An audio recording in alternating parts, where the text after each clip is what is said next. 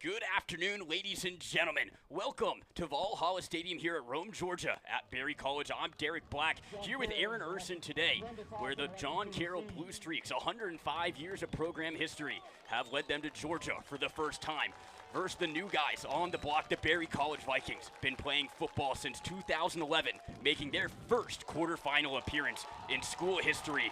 Ready to meet today. After a big win from John Carroll last week, got him here versus Mount Union. The Vikings taking down conference rival Trinity to get here. Aaron, we're in for a good one here today. Oh, that we are. These two teams have potential to win a national championship. First time, as you said, that these two teams are going to meet in the two schools' history in football. So this is one that's going to be good. We got great matchups across the board, some box office players that's going to be showcased throughout this game. Absolutely. As the Vikings will get ready to kick off this one. These two teams, two top 10 defenses meeting here today. We're expecting more of a defensive battle between the two, with John Carroll giving up about 13.2 points a game, the Vikings giving up 13, so kind of who's going to give first. Last week, Mount Union and John Carroll played a 10-7 game, so expecting maybe something along the lines of that in terms of points. Yeah, it's going to be about, can John Carroll defensively limit short yardage situations against this Viking offense? They're going to have to crowd the line of scrimmage, make that run attack feel uncomfortable, and keep the game between the 30s, because we know, over covering Viking football throughout this season, if the Vikings are able to get the ball in the red zone past the 20-yard line, you know who's coming in, Andrew Hunter. And then on the Viking side, defensively, they have to disrupt JCU's rhythm with pressure on the defensive side of the ball, specifically on the exterior of their defensive line. We know Michael Clark on the interior is going to be a force, but can Jaden Melville and Dawson Livingston get pressure on the outside? Yeah, absolutely. The Vikings will kick off to start this one, which means the ball starts with the Region 4 Player of the Year, Nick Septenfelter. The 6-year quarterback for the Blue Streaks is looking to make his mark on this game, and he's been phenomenal all year this year, 70%, or almost 80% completion percentage, averaging just about 250 yards a game. And the Vikings secondary a little bit on the younger side, but still battle-tested, will have their work cut out for them today as Richards with a low kick. Backing into the end zone, it'll be a touchback, and John Carroll will start things on the 25-yard line. Yeah, and this one is going to be a physical battle. Septenfelter is going to have to come in on this first possession and set the tone for this ball game offensively for John Carroll. He's going to have to get his playmakers involved early and often. As we meet the starters now for the John Carroll offense. First, the offensive line, Isaiah Council, Ben Damer, Michael O'Rourke, Jack McKinnon, and Troy Morosky. The wide receivers for John Carroll, Shane Lindstrom, Tyron Montgomery, and Evan Nelson. The quarterback, like we mentioned, Nick Septenfelter, the running back, Nemo Jenkins, and the tight end, Kenneth Rawls. As John Carroll gets set for their first play from scrimmage, 1st and 10 from the 25-yard line. It'll be a run now to the left side, covered well, Petty in on the tackle. The handoff to Nemo Jenkins. He's been kind of the bruising back for this John Carroll offense this year, really just running between the tackles, being a strong physical presence. And yeah, that's really a guy that I feel like we looked over a little bit in this matchup going into this one. Nemo Jenkins is a guy that can really make a difference. As we said, he has 23 catches through the pass game too, so a very versatile back. Yeah, you saw the starters up there for the Vikings defense, a much older group, heavily reliant on their linebacking core. On cue, Carver Cole able to get an arm on Tyron Montgomery, one of the big playmakers for this John Carroll team, not somebody you want to let get in space. Yeah, and watch these linebackers just fly to the ball. They see screen all the way. Anytime John Carroll has Montgomery lined up in the slot, they're looking to get him the football, and the Vikings know it. Cole was able to get the initial stop, Petty in to clean up the seconds. And brings up a crucial 3rd down early on here for John Carroll deep in their own territory. This is where you like to see Septenfelter get the ball out quick, not sit in the pocket for too long.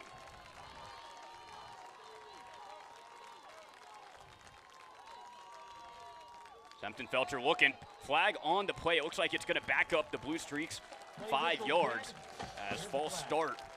One of the things we were talking about before the game, Aaron, a very young offensive line. They've allowed 20 sacks this year. No older players, on the line.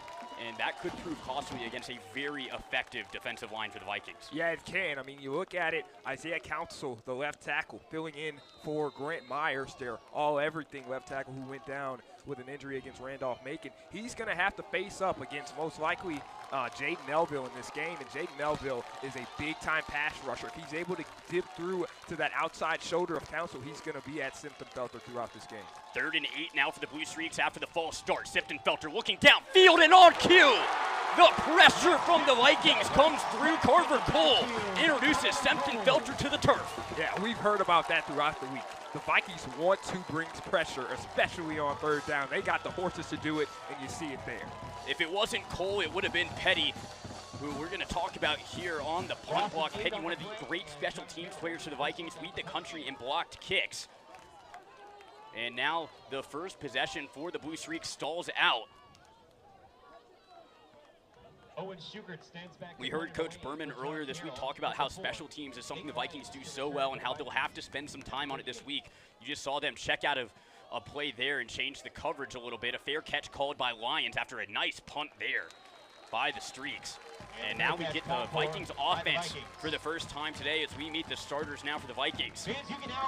At quarterback, it's going to be Christian Lewis, the running back Josh Rogers, the receivers for the Vikings, Bryce Herring, Kamari Smith, Brendan Gray. At tight end, Hunter Coleman. And the offensive line for the Vikings, Reed Richards, McCormick Langford, Marcus Head, Bryson Hill, Tyler Martin. Yeah, and the game plan for the Vikings offensively is going to be what it's been all year. Establish the run game early, get that going, get Rodgers and Sykes in space, allow them to open up that play-action pass, which is going to be another key to the game for the Vikings. They got to take timely shots down the field. Yeah, this is a defense that's only giving opponents 39 rushing yards a game. The Vikings are going to have to establish something on the ground, like you said, to have some success today.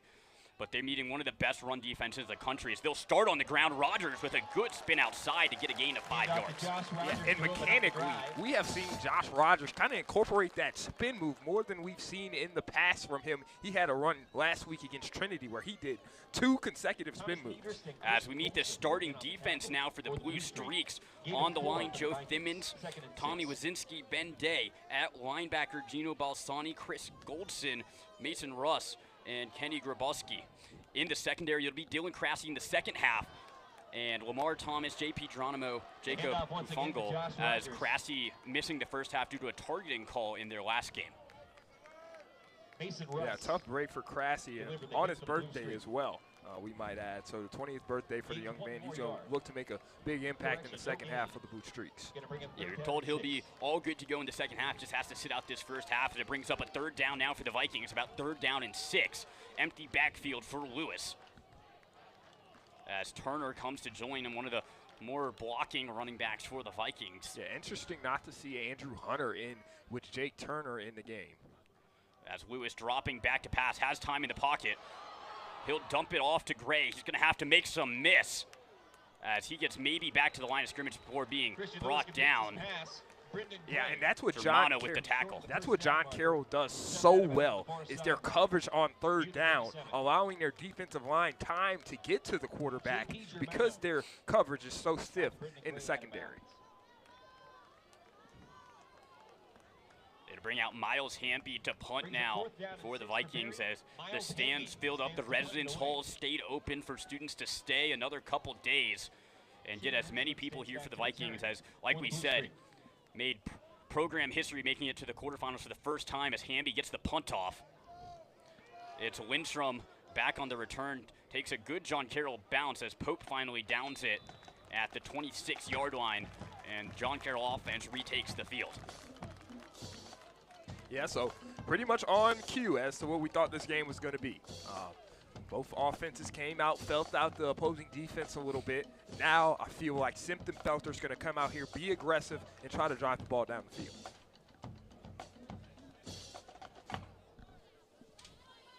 As he'll have to deal with the first-team All-American for the Vikings, big Michael Clark, number 5 there on the defensive line. Earned the honor, found out this week, and he's been an absolute game wrecker for the Vikings this year. And you have to know that's a big part of the John Carroll game plan up front. Yeah, and he's matched up against the freshman center as well. As the tackle in the backfield, the Vikings able to get after Cole Kinnick. It's just instant penetration there. Yeah, nice job on the inside. Ben Brookshire providing the initial pressure and opening it up for the linebacker to come in and make the tackle. They'll give Kinnick the line of scrimmage. Makes it they'll lose a yard, 2nd down and 11.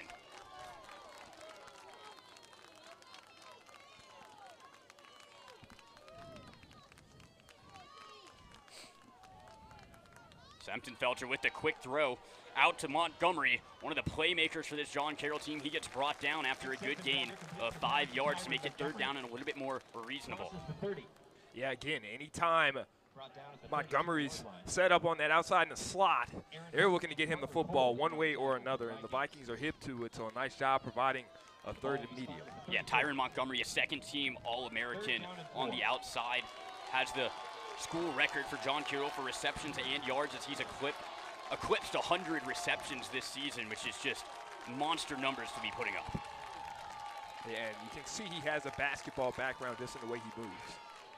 As that one's complete right on cue, Montgomery finds himself just past the sticks and moves the chain for John Carroll. Yeah, you speak about his basketball background. You see the celebration there. This is a guy that can move like a ballerina around the field. We watched him in warm-ups. He just moves so gracefully. You don't see that a lot at this level, especially from wide receivers. But a guy like him is a game breaker, as we said. The Vikings are going to have to find a way to stop him one-on-one. Sempton-Felcher with a fresh set of downs now for John Carroll. It'll be a handoff now, a flag near the line of scrimmage. We'll see what the call is. Yeah, Climac kind of carving a rollout for himself in this early part of this first quarter. So it looks like it's going to go against the Blue Streaks. But we expect it'll be an illegal motion penalty on John Carroll. Yeah, we expected to see more Nemo Jenkins and Quincy Newsome early on in this game, but it's been Climac coming in and making a difference on the ground. Coming into this game, he had 61 carries for 363 yards and 4 touchdowns, so obviously a serviceable back, but didn't quite expect him to be featured this early on in the game. Yeah, John Carroll, not exactly a ground and pound team quite like the Vikings are, rely a lot more on the passing game, but we've only seen Sempton-Felcher throw a handful of passes and none beyond the line of scrimmage other than that 3rd down conversion. Yeah, this is a guy that wants to dink and dunk it down the field. He's shown that he is perennial at doing that throughout this season, but this time he goes to Montgomery, his favorite target. Yeah, Montgomery is going to be a problem for the Vikings. Like we said, a little bit younger on the secondary after losing some veteran players last year. And Montgomery's got a big frame at 6'1", 190. And like you said, just very good at using his body, making space for himself down the field. Yeah, and the Vikings have to be able to allow their corners to be aggressive on the line of scrimmage against Montgomery. Try to stifle him, but understand that you're going to have safety help over the top. But it's easier said than done against a guy like Montgomery. And with that completion, Nick Sempton-Felcher just broke the John Carroll record for completions in a year, 268. Like we said, this is a program that's been playing football for 105 years, so an impressive feat by the 6-year quarterback. Yeah, as we get another look at that run from Climac again, just really bruising this Viking defensive line, which not something that we've said throughout this season.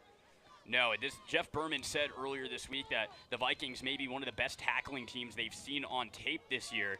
And they've done a good job at wrapping them up so far and not letting a whole lot of yards after contact. Not something the Vikings give up a lot of. 2nd down and 8 now for John Carroll. Lindstrom goes in motion across the formation. Another handoff and gets driven back. A good hit there. Well, I tell you, Aaron Horton has really come on in these playoffs for the Vikings. After not really having a role early on in the season, really throughout the regular season, he's came on as a big-time addition to the secondary for the Vikings.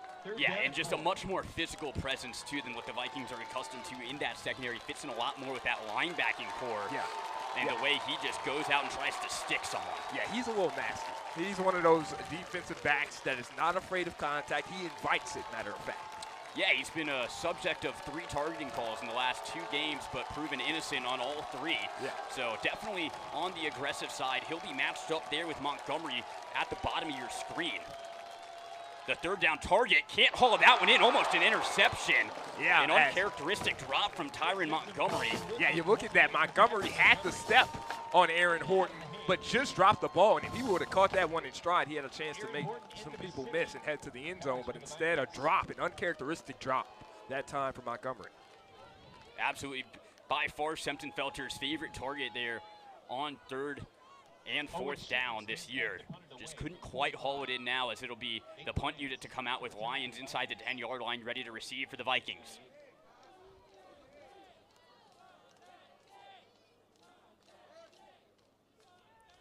As the punt away, a high punt, very short. Lions calls for the fair catch at the 12-yard line. Fair catch called for and it'll bring the Vikings offense back down the field. The Vikings are 3rd in the country in time of possession, and this is one of those where you want to get a nice long drive down the entirety of the field, bleed some clock off, and really see if you can end with points here. Yeah, you want to have a sustained drive here, as you said. Methodically push the ball down the field against this John Carroll defense. Keep that offense on the sideline. Maybe even get Sempton-Felter a little bit cold over there as well. It'll be Colby Sykes in the backfield for the first time today for the Vikings. Another one of those dynamic running backs for the Vikings. Him and Rogers splitting about 60-40 this year most of the time. As Lewis runs the play action, looking down the field, has Kamari Smith as he hauls in a first down catch. Yeah, and that's that play action that we talked about. Christian Lewis is really effective in play action, maybe the best phase of his game when he's able to roll out to the right or left, look downfield, find a Kamari Smith or a Brendan Gray in stride. That's when the Vikings are at their best in the passing game. And that'll really challenge this John Carroll defense, who, like we said, very good in the run, but now you have to be aware of that play action as well. Coach Berman knew that coming in today, too, said that his team is going to have to play ultra-disciplined with very good eyes in the secondary in order to keep track of everything, as Lewis back under center with Sykes in the backfield. Again, looking towards Smith's way, as that one will skip a little short of Smith. Christian Lewis. Yeah, a contested throw that time, had a defender all over Smith. That was really a good decision for Lewis to throw the ball low there. Either Smith is going to get to it or nobody's going to get to it. Yeah, that's one part of Lewis's game we've really seen grow from last year to this year, is just the decision-making, keeping the ball out of harm's way. These are two teams that protect the football very well. 2nd down and 10 now. The Vikings, one of the big parts of their offense, staying on schedule, making 3rd down and manageables. Yeah, as look they'll out look for to get some Mason yards Russ. back here with Sykes, as he's met by a horde of streaks. John Carroll ready for that one. Yeah, the Vikings trying to go with that jumbo package. They've re-entered number 82, Riley Stevens. Normally wears number 51 and plays center. Now he has emerged as a tight end, trying to, I guess you could say, make that jumbo package a little bit more jumbo. Yeah, Stevens definitely built like a center. Played some tight end for the Vikings last year before moving to center. Got injured early on this year, got cleared yesterday, and is now back in the lineup for the Vikings. As a big 3rd down and 10 now, obvious passing down. John Carroll dials up some pressure as they hit Gray, but well short of the sticks. Good tackle made there. Yeah, that's Lamar Thomas, the 3rd-year starter for this Blue Streak defense. And I was talking to the SID of John Carroll a little bit, and he said how smart this guy is. He understands his assignment on every single play, and you see that there. As the stars of the show comes out again for both teams so far today, the punter Miles Hamby, as we've seen 4 possessions and 4 punts. Yeah, as we said, it's going to be a defensive battle. Defensive struggle has been nothing short of that so far, but who's going to strike first is the question. As Hamby gets off a good punt, again, not a great bounce for the Vikings, but inside the 30-yard line, as it's down by Brooks Thompson. And the Vikings pick it up. So John Carroll comes back on offense, and they'll have to come up with a solution to this defensive line. They faced pressure the last couple drives. Able to get something going last drive, just couldn't quite get enough. Yeah, and in the same breath, the Vikings have to find an answer for Ty Montgomery. I mean, he dropped that last pass on 3rd down, but if he catches that, that's a first down and more for the Blue Streaks. Absolutely, that definitely can't count that rep as a win. There's no one within 5 yards of Montgomery. Yeah, exactly, and he's just so quick off the line of scrimmage. When you try to press him, you have to keep your leverage to the backside of you, or else he's going to beat you off that inside move. Yeah, you'll see him lined up at the top of your screen. He'll have Bryson Williams on him for the Vikings. The ball tipped up in the air, and Itachu had no idea where it was. Otherwise, he could have called a fair catch on that pick. Yeah, that ball careened off of his arm, and you got to believe the Viking sideline was just screaming, ball, ball, ball, and the statue just didn't see it. But still a good play at the line of scrimmage for the Vikings.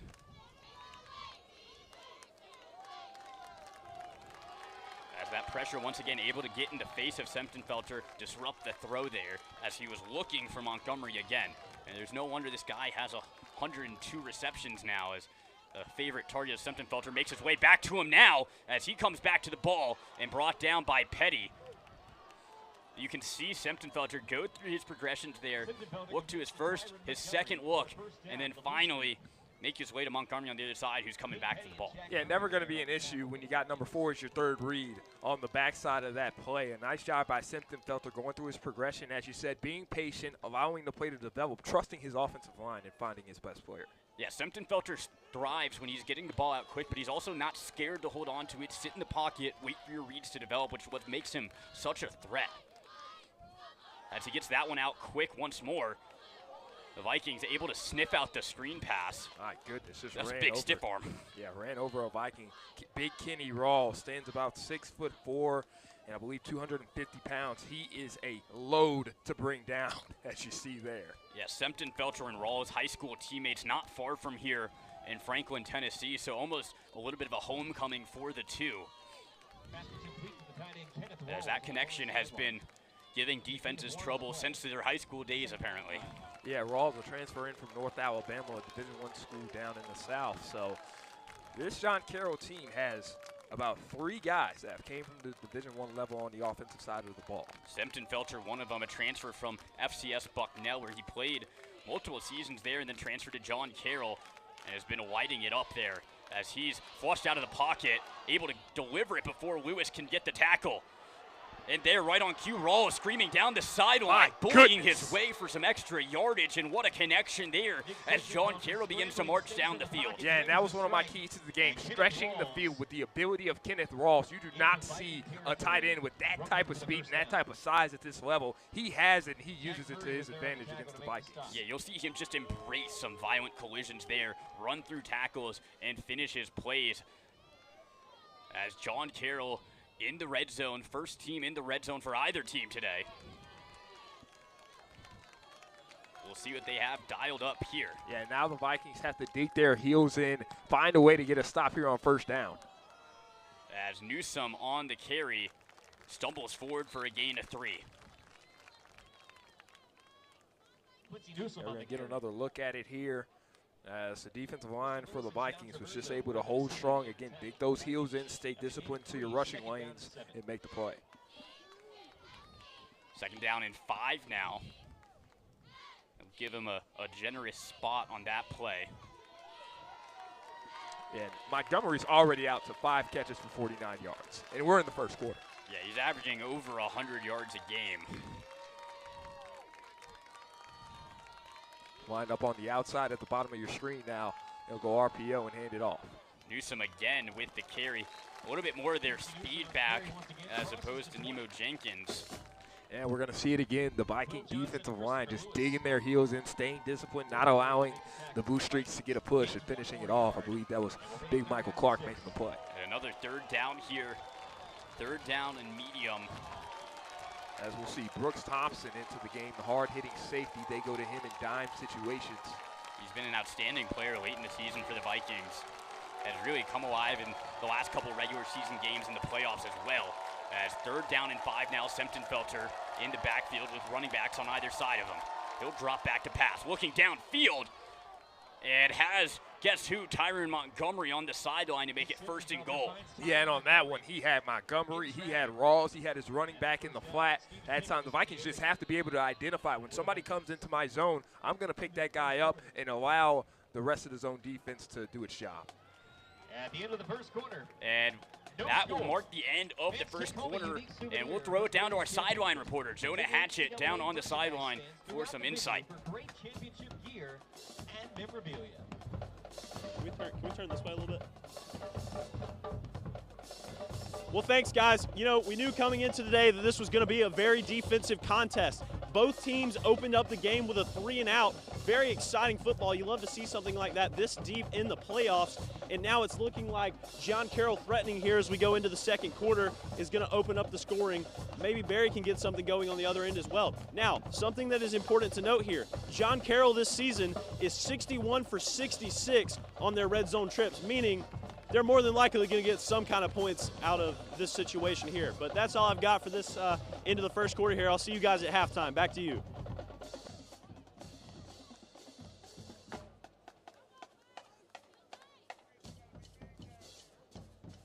Thank you for that, Jonah, as we're back up in the booth ready for the second quarter of action here.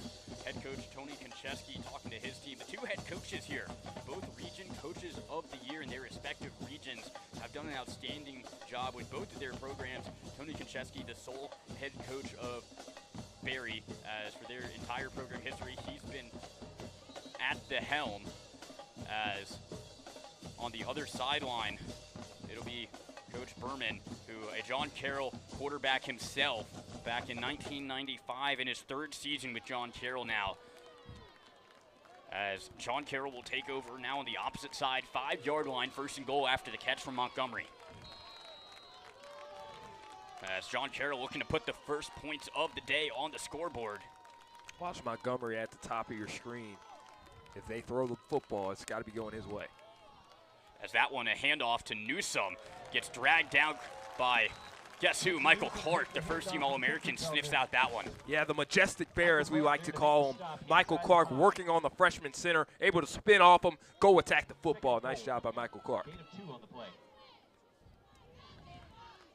Yeah, Michael Clark standing at 5'8", 280 pounds, but does not move like it as Aaron hinted with the majestic part of that majestic bear.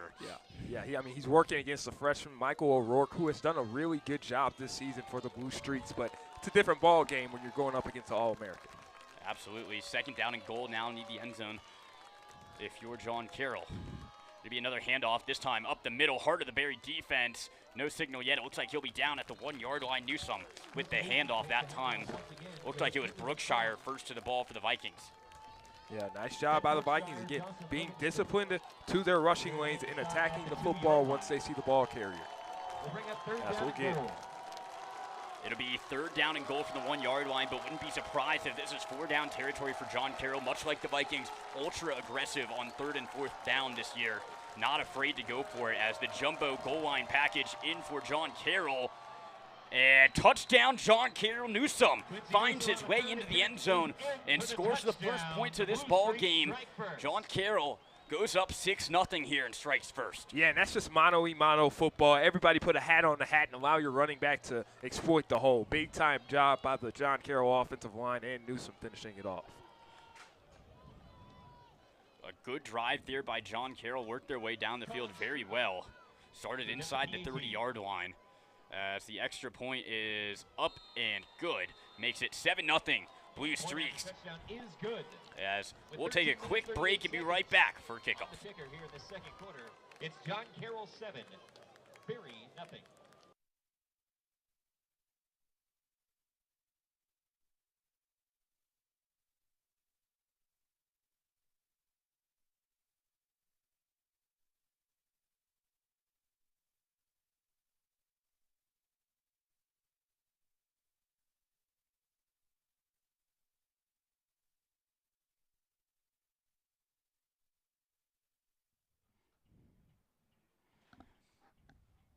As we're back ready for kickoff here. John Carroll will boot it away for the first time today. And one area of weakness for John Carroll has been their kickoff unit. They've given up a lot of big kickoff returns through the playoffs so far, both to Randolph-Macon and Mount Union. And the Vikings, one of the better return teams in the country, 3 returns for touchdowns this year. And a mix of return men that have done some damage this year. So they'll have to be ultra disciplined in this phase of the special teams game. As a low line drive kick. Bounces to Warrington. He'll return it after bobbling it. He's got some lanes. Gets tripped up by his own man, though. As he had some room to run if he didn't get tripped up there. As you can see him bobble it initially there. And had some good running room. But just barely tangled up. Yeah, that was the dual threat dual sport player Jacob Bridges also plays on the Vikings baseball team that time, coming up with a own tackle, if you will, for the Vikings. Yeah, Bridges is a great special teams player for the Vikings this year, both on the return and coverage unit. As Lewis will start this drive under center, Rogers in the backfield. He'll fake the handoff to Rogers. Finds Kamari Smith in the flat and weaves to the outside, picks up a few extra yards for a gain of 7 on first down. Yeah, and again, that's where Christian Lewis is most comfortable, when he's able to get out on that bootleg, use his legs to get to the outside, find a receiver streaking across the middle. That's where Christian Lewis is his best and the most comfortable. Second down and short now, exactly where the Vikings want to be. This offense thrives when they stay on schedule, make third down and short. You don't want to see the Vikings in third down and long very often. That's not where they want to be. As this one likely going to be a handoff to Rogers. He has a hole, breaks through, makes 2 miss, and drags down a couple. That was that jumbo package we were talking about earlier with Riley Stevens in at tight end. Yeah, and a nice job executing out of that jumbo package, getting a hat on a hat again, allowing Rogers to find the second level. And if he's able to get to that second level, John Carroll's going to have problems. Absolutely. So we were talking about the defense that John Carroll has. They've given up 30 rush yards a game. Rogers has rushed for 30 after that one. Yeah, that was a nice tackle as well by number 22, Thomas Niederst. As we said, filling in for Dylan Crassie in the first half. And the Vikings are going to have to get creative with some of these run looks, starting Rogers in different places. As you saw one of them there, he gets motioned into the backfield. Lewis looking for Brendan Gray, slips through the hands. One of the more sure-handed receivers for the Vikings, can't come up with that one. Yeah, and that's something that you have to cash in on. You look at Christian Lewis, he had time to do his taxes in the backfield that time. Just delivered it a little bit too high for Brendan Gray. Still a catchable ball, and just a missed opportunity. Yeah, Gray's definitely going to want that one back, considering some of the catches he's made this year. As it'll be Lewis and Rogers once more in the backfield. Rogers getting a majority of the snaps.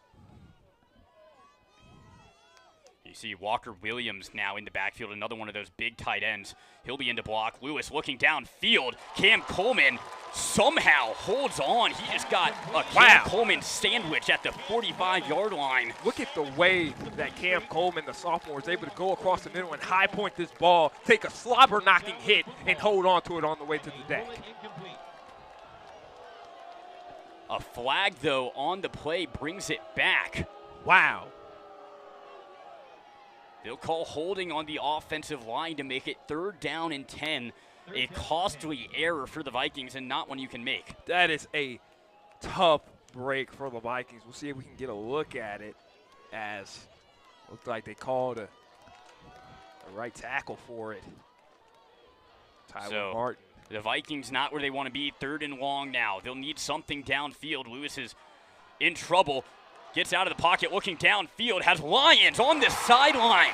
Wow, what a throw by Christian Lewis on the run. Was able to escape a defender. A nice job by Tyler Martin, creating that space on the outside against the rusher, getting to the top of the pocket, finding Nate Lyons across the middle. What a play.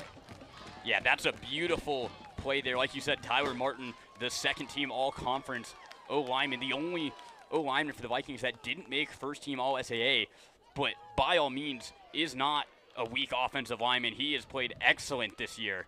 And that's just another great play, buying his quarterback a little bit more time to push down the field to Lyons. Yeah, and he had a tough matchup on that one against Ivory Travers. He's one of those speed rushers that John Carroll can go to on 3rd down. So the Vikings rush forward for another 3 yards.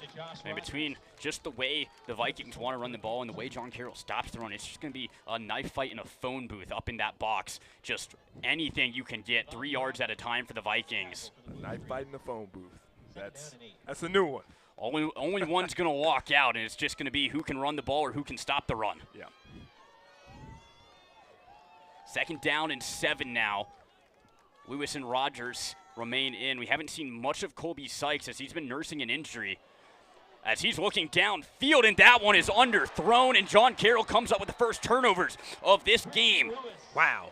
Jacob Huffnagel hawks that one down. And it all started with the pursuit and the pressure by number 13, Kenny Grobelsek, to really put Christian Lewis under duress and make him make an uncharacteristic throw.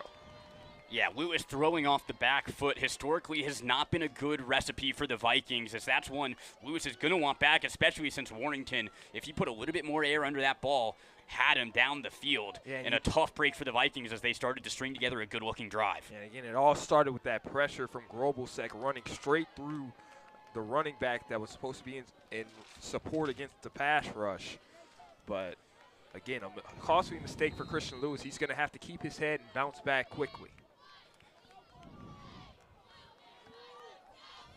Lewis hasn't thrown a whole lot of interceptions this year, but it'd bring out Semptenfelter, who also hasn't thrown a lot of interceptions this year, only 3 on the year. As that one somehow threads the needle. A great catch there by Shane Lindstrom, somebody who's come alive here in the postseason. And again, we go back to that holding call. And as we see the catch one more time, somebody's down for the Vikings, I believe. Can't quite make out who it is. As we're going to take a quick break as they tend to the injured Viking player, and we'll be right back after the break.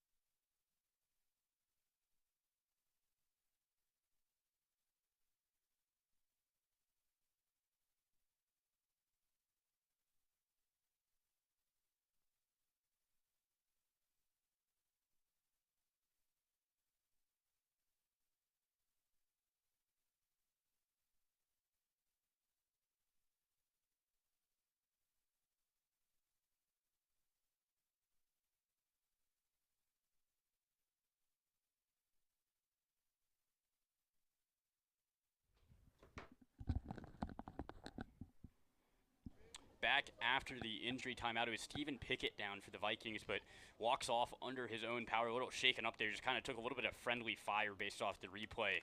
Will Johnson coming in on the tackle, missed Lindstrom and got Pickett. And Pickett just not quite ready for that one. Hope he's okay. A big piece of that Vikings secondary. Yeah, good to see him up and moving. As we said, didn't look good to start off, but it looks like he was able to come off the field under his own power, so good sign for the Vikings. And now they have to be able to find a way to stop number 4, Tyron Montgomery, as he has been lighting up this Viking defense. Yeah, Aaron Horton in the game in place of Pickett now, someone we already talked about, a much more physical presence at that secondary spot. A delayed handoff here, or they'll fake it and get it to the outside to the tight end. Rawls again making big plays down the field. Yeah, and they missed the holding call late on that play as Tyron Montgomery held Chaz Pope on the way to the ground. But a greatly designed play there for John Carroll. Again, Kenny Rawls, I think, is going to be the game breaker. We know what Montgomery can do, but can Rawls be that spark plug? So far in this one, he's done just that and been the spark plug. Great chemistry with Semptenfelter, too, like we were saying. As Rawls will go take a break on this play. John Carroll into Viking territory after that big run after catch by Rawls. As Semptenfelter drops back. He's got Michael Clark in his face. In pursuit, there's going to be a holding call. As that one, Michael Clark looking to the officials trying to figure out where the flag is. He doesn't know there's one already down on a different hold. Yeah, great pursuit by the defensive tackle that time, able to split the gap and go and pursue the quarterback. Not able to come up with the sack, but definitely a quarterback hurry that time for Clark. Somebody that wide shouldn't be able to split the gap. You're right about that. You're right about, but like we said, Michael Clark manages. Majestic. But now that's what the Vikings needed. You push John Carroll behind the sticks. Now, can you hold strong create a couple of either negative or minimal gains here for John Carroll and see if you can get your offense back on the field. Yeah, absolutely. You got to remember this drive started with the Christian Lewis turnover, so the Vikings trying to buy one back here and bail out their offense. Yeah, we'll see Ross back in the game as he will motion to the right alongside number 87, Nolan Tanner. First down and 20.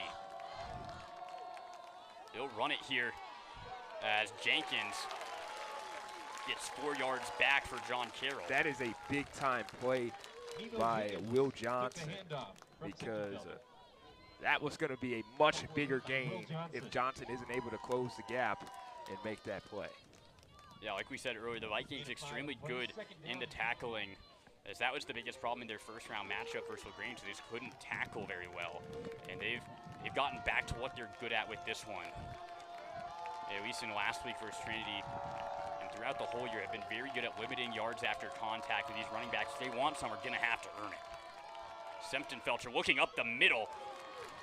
This time, Rawls met immediately. Dawson Livingston was the one there ready for Rawls. Yeah, Drayshawn Stevens does a nice job tracking Rawls throughout this play, understanding where he is, getting straight to the body, and you see Will Johnson coming in to clean it up. Yeah, sorry, that was Drayshawn Stevens waiting for him. Livingston was on the line for that one. Another one of these great linebackers for the Vikings. It's hard to keep track of how many great linebackers this Vikings team has. Yeah, it's going to be a big. Kocheski has talked about how deep they are at that position. Yeah, it's going to be a big third down here for the Vikings. Can they get the stop? Third down and 9. Because of the penalty, Drayshawn Stevens running 3. Sempton-Felcher is going to throw it away. How is that not intentional grounding? They will say that a receiver was in the area. Nemo Jenkins was standing right there, in a smart play from the graduate senior in Sempton-Felcher as he just threw that one straight at the ground. Yeah, he showed up to football classes the last 6 years. Yeah. As he knew Jenkins was an eligible receiver and smartly got rid of that one with the eligible receiver in the area. That's great instincts, and no matter how much experience you have, you just have to be able to have that instinct as a quarterback to know where to throw that ball. He knew exactly where Jenkins was, and he avoids a big loss. So the punt unit back out for John Carroll as they manage to get into Viking territory but can't make anything happen. As the punt is away. And this is a good punt there by John Carroll. They'll get him at the 1 yard line. What a play there by the punter, Owen Schuckberg. That's a huge play by Schuckert, I should say. AFCA All-State Good Works team member is Schuckert, showing why there with an inside the 20. Inside the 1, I should say.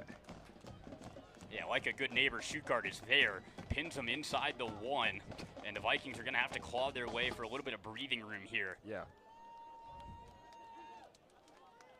So special teams already playing a factor in this one. I think Schuckert has a career in real estate. Good. He might. Looks like the Vikings will line up for the tush push, and I think it's going to be a false start. Yeah, that's disaster for the Vikings that time. They're really just trying to get breathing room. They know how good this John Carroll defensive front is. Encroachment. Offense number 59. Yes, that one's going to go on at number 59 is what they say, Christian Bell. Encroachment. You don't hear that very often on the offense. No. Game clock operator. The bright side for the Vikings is it's half the distance to the goal, and you are already really close to the goal. Exactly. As they're going to, it looks like they may be backed up half a yard.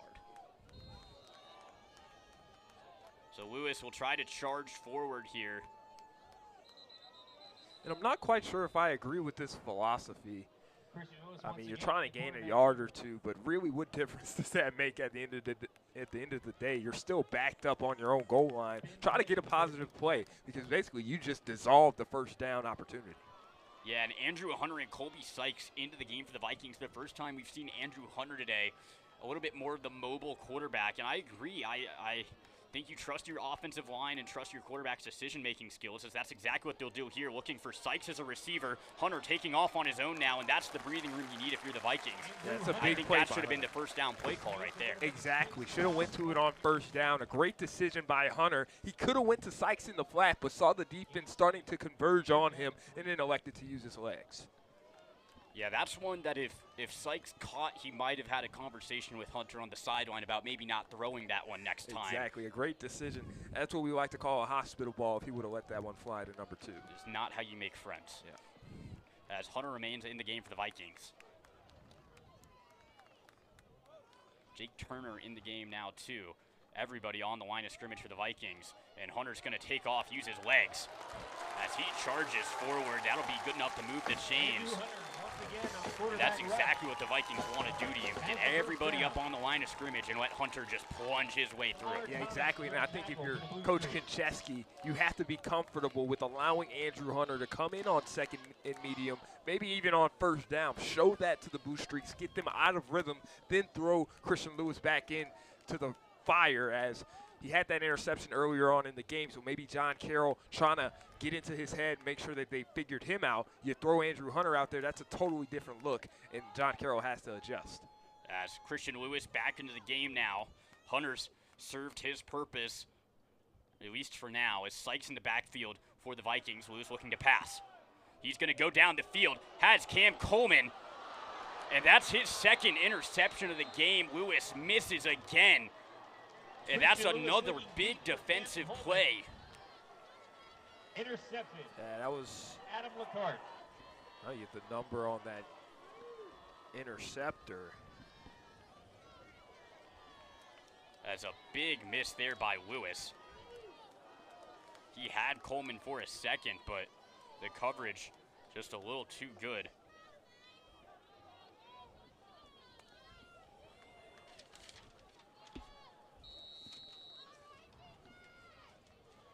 Not sure who that was on the interception still. But John Carroll's offense will take over with great field position here, and the Vikings defense is going to have to come in clutch again.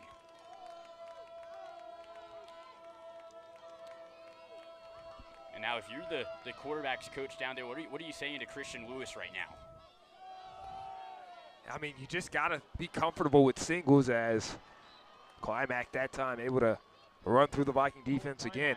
But you got to tell Christian Lewis, just be comfortable taking singles. I've noticed a couple times he's just tried to force the ball to his first read down the field, and that's worked in the past going to Cam Coleman. But when you have safeties the caliber of John Carroll's, you have to be comfortable taking the single and not trying to force anything.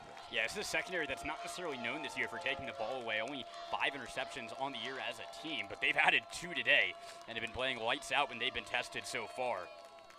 As Sempton-Felter faces a little bit more pressure, a flip pass out to the flat, finds his way to Klimek. Again, Climac just finding a hole in that Berry defense, sneaking out. And it's so tough when you're trying to account for the threats that they have downfield. Yeah, you just saw that one of those threats, Tyron Montgomery running by himself for a little bit. If Sempton-Felter maybe had a little bit more time, could have gotten it to him. But the Vikings defensive line doing their part, at least in the passing game so far. As an empty backfield now for Sempton-Felter and a fresh set of downs. And I believe that was Lecart coming up with that interception moments ago for John Carroll. Well, nice job by him tracking the football, as we'll see Moten for the first time, kind of John Carroll's version of an Andrew Hunter. Yeah, sorry, that was Keller Moten in the empty backfield, not Sempton-Felter, the little bit more mobile of the two quarterbacks. 3 on the play. 2nd and 7. 6'1", 210-pound freshman. Yeah, not quite as big as Berry's Andrew Hunter, but definitely gives this offense a different dimension, and being able to use his legs to his advantage and create good situations on a downs basis for John Carroll. As Moten still in the game for John Carroll. This time a quarterback draw. He'll go up the middle and have enough for the first down, but pay the price for it. How about that block from Jack McKinnon? He just completely formed a wall against this Berry defensive line that time, as he completely walled off a Tattoo and allowed his running back to get some space. Jack Murray coming in on the big hit. Moten got enough to move the chains. And it looks like it'll be Semtenfelter coming back in with the fresh set of downs.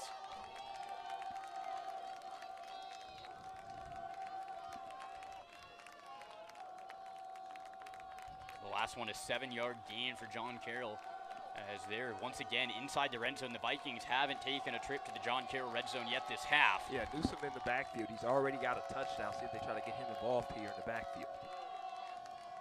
There's a little bit of eye candy on this one. The handoff.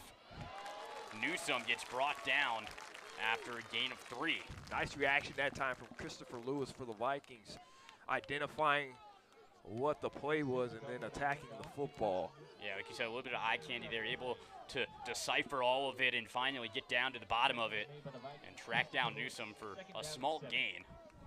And a lot of times with plays like that, that was a really nicely designed and nicely timed play from John Carroll, but with linebackers with the experience of the Vikings, going to have a harder time getting those plays to go through for you. Climack in the backfield now with Semtenfelter. As it'll be another handoff to Climack. He gets the edge. He's going to go and barely miss the pylon. A good play there, Steven Pickett back in the game, able to shove him out, but Climack found himself a little bit of a lane on the outside there and hit it fast. And watch Isaiah Council just making that hole, and then the speed of Climack getting to that second level has been tremendous. This offensive line has done a really good job. Outside of that first drive where the Vikings were able to generate some pressure, that pass rush has not exactly been making the impact that we thought it would. On obvious passing down, the Vikings have done a good job, but it's really been the running game that's led them vulnerable. As that's going to be the 2-minute timeout here in the first half. John Carroll knocking on the door, up 7-0 here in the first half. We'll be right back after the break.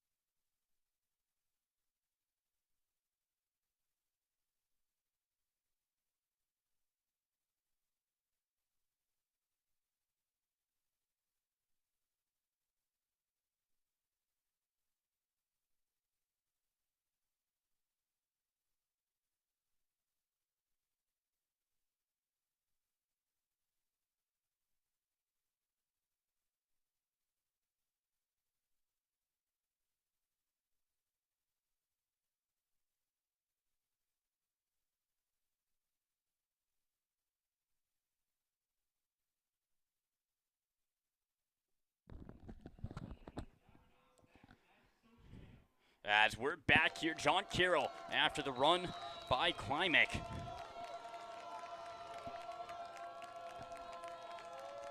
Semtenfelter trying to work this red zone offense. Has a man, but unable to connect there in the flat. It was the wide receiver, Evan Nelson, he was looking for. Yeah, nice job by the back end of this Viking defense.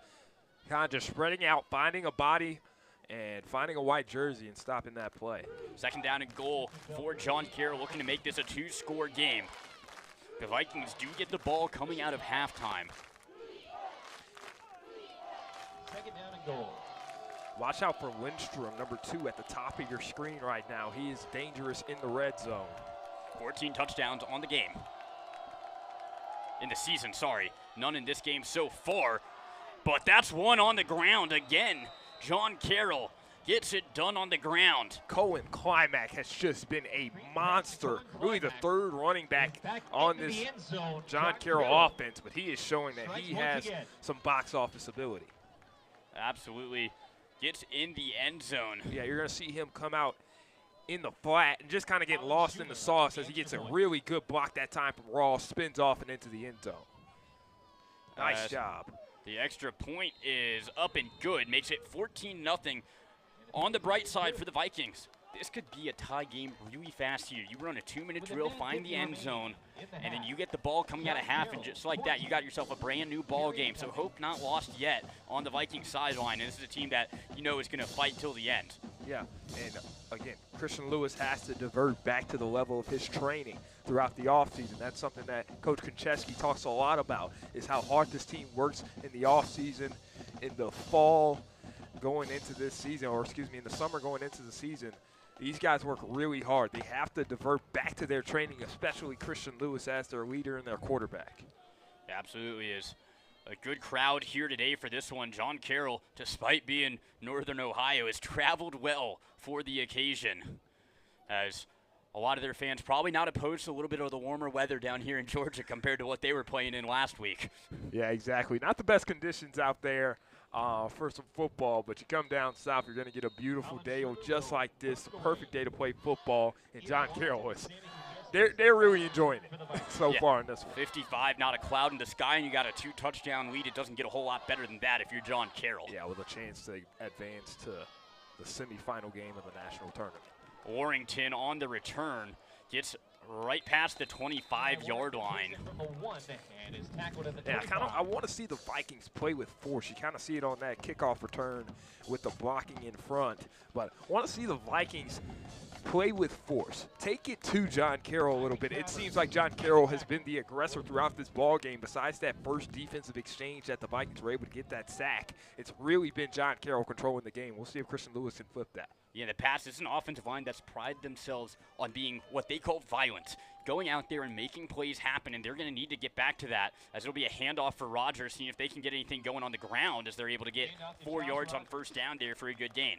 Yeah, you have to be comfortable with that. That's what the Vikings have done all season. Be comfortable with the run game, get yourself in second and medium, try to take the top off of the defense as they get a late sub.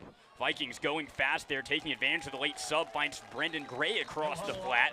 He gets involved, and the Vikings moving quickly. They're going to have to. They have all 3 timeouts still, but 1:20 on the clock. They've got to be able to get the ball to the red zone here so that number 17 in navy blue can try to take them home. Legal substitution. Defense, more than 11 players in formation. Penalties decline.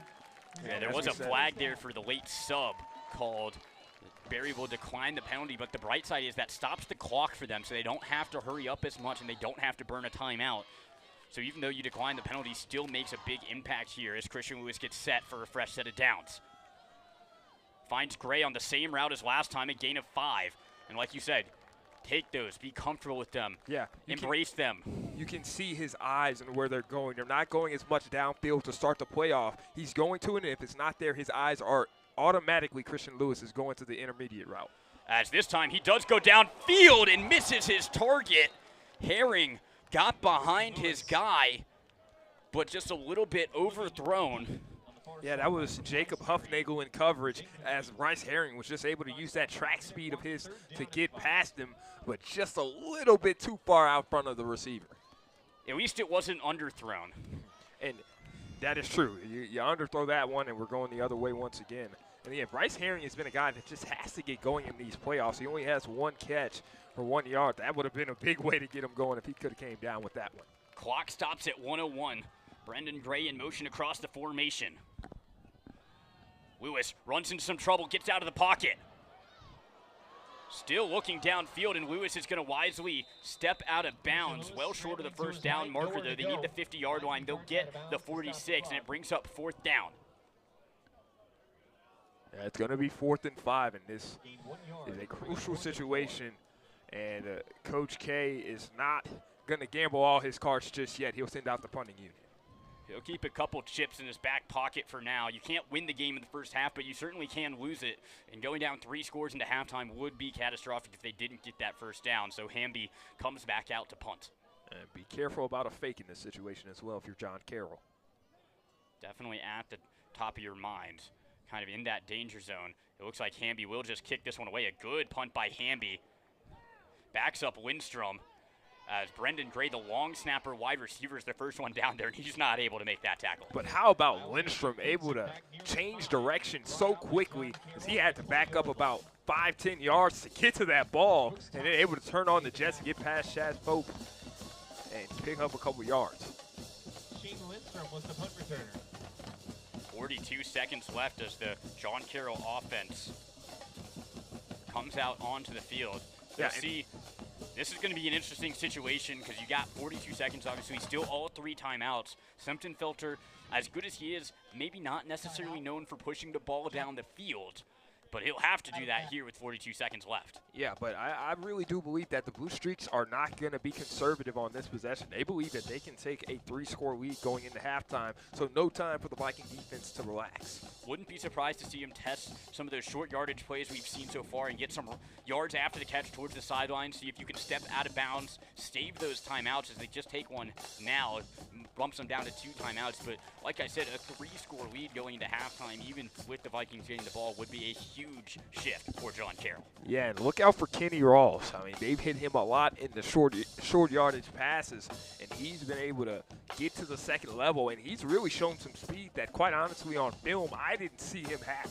But in this game, he is running away from navy blue jerseys. Yeah, 5'8", 170, a little bit on the smaller side, but like you said, makes up for it with speed.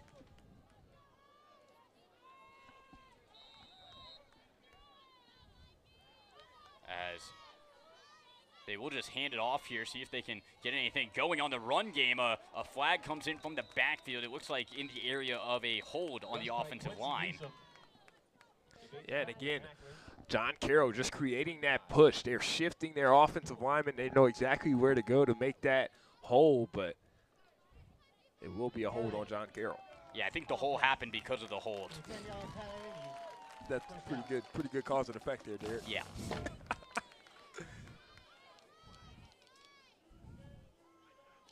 As now 1st down and 20. We'll see if that influences the play call at all, because now 36 seconds. You got 1st and 20 now.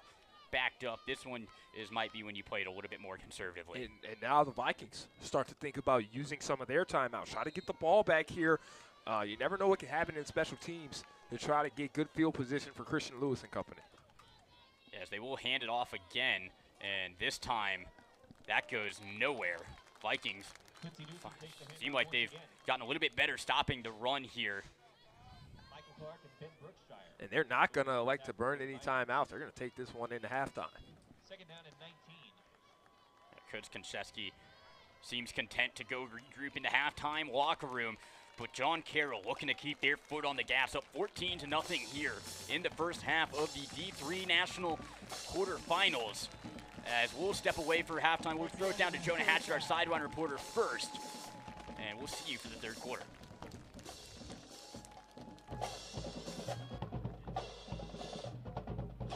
At the conclusion of the first half, your score. All right, guys, well, Carroll, very eventful first half. Barry Both College. teams' defenses really showing out today, but the difference thus far in the game has been Barry's 2 interceptions. Both balls that were kind of a little bit underthrown. You hate to see that when this team has been so promising on offense this year. Now, just to give you a little bit of an idea of what's at stake here, John Carroll under Coach Berman, who was unable for comment today, is seeking their 3rd semifinal appearance. Now, they have had several playoff appearances prior to this year, but this one's a little bit more special to them because of their retribution win against Mount Union last week. They put them out the year before. All time south of the Mason-Dixon line, this is just their 3rd trip. They are 2-0 in their previous 2 with wins in Kentucky in 2008 and 2001. I can't exactly remember. Now for Barry, they're seeking their 1st ever semifinal appearance. This is history at Barry College, and you can tell by how much energy is here in the stadium and how many fans are in attendance. They are bringing that momentum of hosting so many games throughout the playoffs with them into this semifinal battle today, but thus far it has not proven to be enough.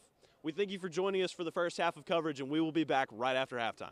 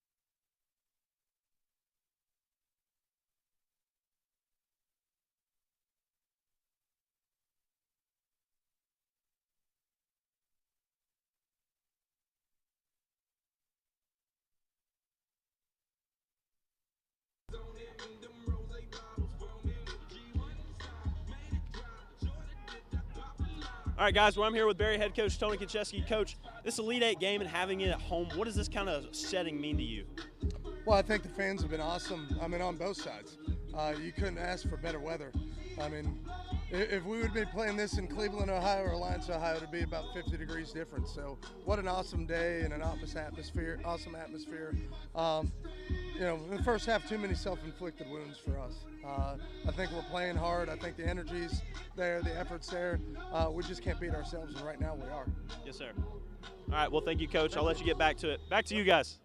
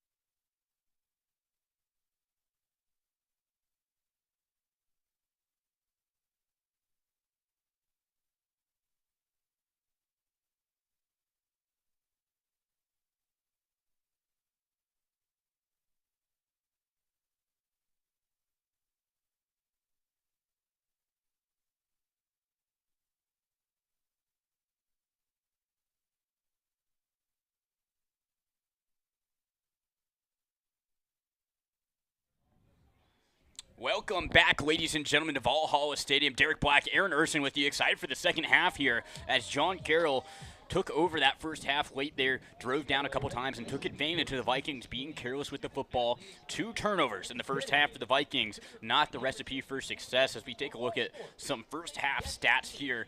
Obviously, John Carroll's 11 first downs, the Vikings 5, 221 total yards, the Vikings 108. The Vikings going to need to flip that around here in the second half to have a chance. Luckily for the Vikings, they have the perfect blueprint on how to do that last week. Went into halftime versus Trinity with a 21-0 lead and ended up being a one-possession game. So trying to replicate the performance they saw last week on the other sideline and see if they can use it here themselves. Otherwise, their season will come to an end. Good news for the Vikings is they do get the ball here to start, and we're going to have to see an offense that's going to be content, Aaron, with taking those short yardage gains. Yeah, they have to be. Christian Lewis has tried to force the ball downfield, and as we've seen, that has not worked out well for this offense. It hasn't historically. As we said last year against Maryville, this same type of situation started to arise as Christian Lewis was just trying to force the ball down the field, not taking the singles and doubles and being content with that and pushing the ball down the field. That's what they're going to have to do throughout this game, especially on this first possession. Yeah, absolutely.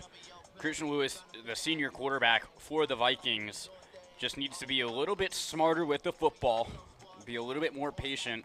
Don't force anything that's not there. On the other side, for John Carroll, you have to keep your foot on the gas. Obviously, that has to be the message from their head coach at halftime. The easiest thing in sports is don't let up. And even with the 14-point lead, they'll need to still be the aggressor like we saw them be in the first half. They were definitely the aggressor of the two teams in that first half. Exactly, and Valhalla Stadium is used to seeing the Vikings be the aggressor on this field. It's what these fans are accustomed to seeing throughout this season. They have to find that groove in the second half, and we will see in just a second when 14 takes the field behind center.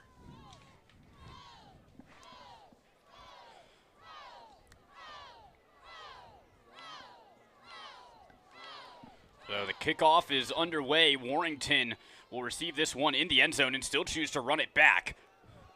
Warrington trying to make somebody miss, still on his feet, but not going the right direction. He gets dragged down to the 10-yard line. Might have should have taken the touchback there.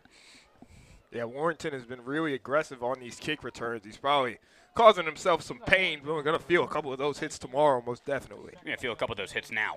Exactly. 1st and 10 for Lewis. It'll be at the 15-yard line. The other thing you got to be telling your quarterback is you're not going to get it all back in one play. Exactly.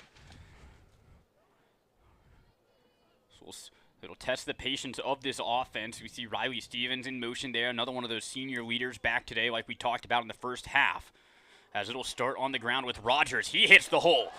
Rogers, so good through the gap, able to pick up a first down, and that might be the Vikings' longest rush of the day so far. Yeah, you look at Josh Rogers, just his ability to escape through the smallest of gaps, as you said, and his speed at the second level is special, and they got to find a way to get him going.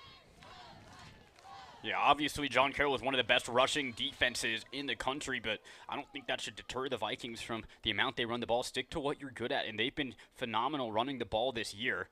As Lewis rolls out, finds Gray in space, who a little bit of an awkward landing there, as a little bit of a late hit as Gray hit the sideline, but yeah, surprised we don't see stays in the pocket. Surprised we don't see any dirty laundry on that one, as it looked like Brendan Gray was clearly on his way to the ground and had to absorb another hit from John Carroll, but no flag on the play.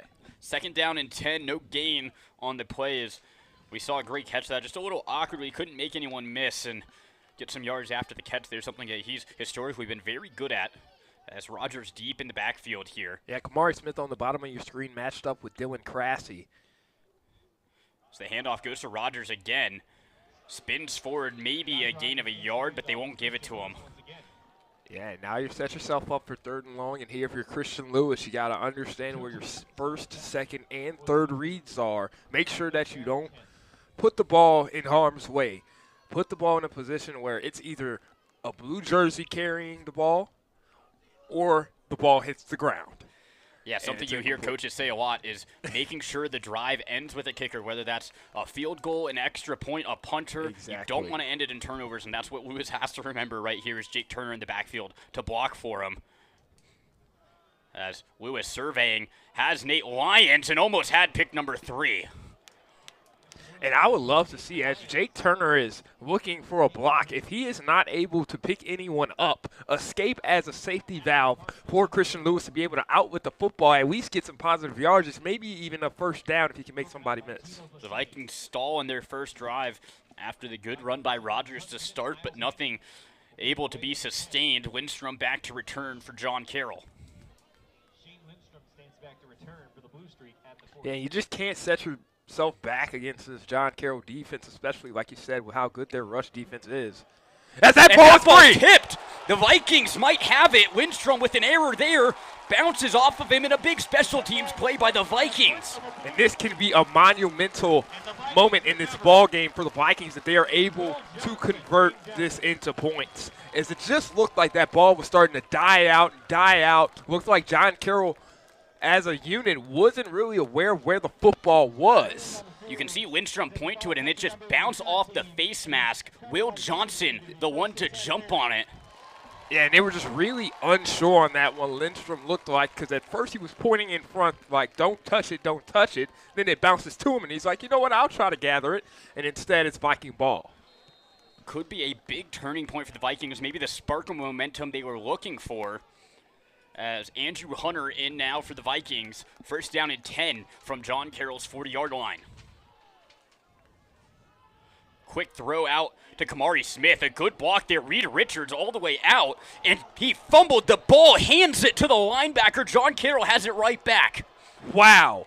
What a play by the John Carroll defense. That was Joe Thymans getting to the outside that time, not giving up on the play. Most players would just sit back, but the defensive play that time from Kenny Grobelsack. Wow. Thimmons was going for the tackle and all of a sudden had a football put in his stomach. And that's another missed opportunity for this Viking offense. I mean, that was one of the keys to the game for the defense was they're going to have to create a turnover. The special teams unit is able to do that for them, but now they're right back out on the field. The 3rd turnover of the game for the Vikings. And that's not a recipe for success, especially this late in the season. As back into the game, there's a catch there.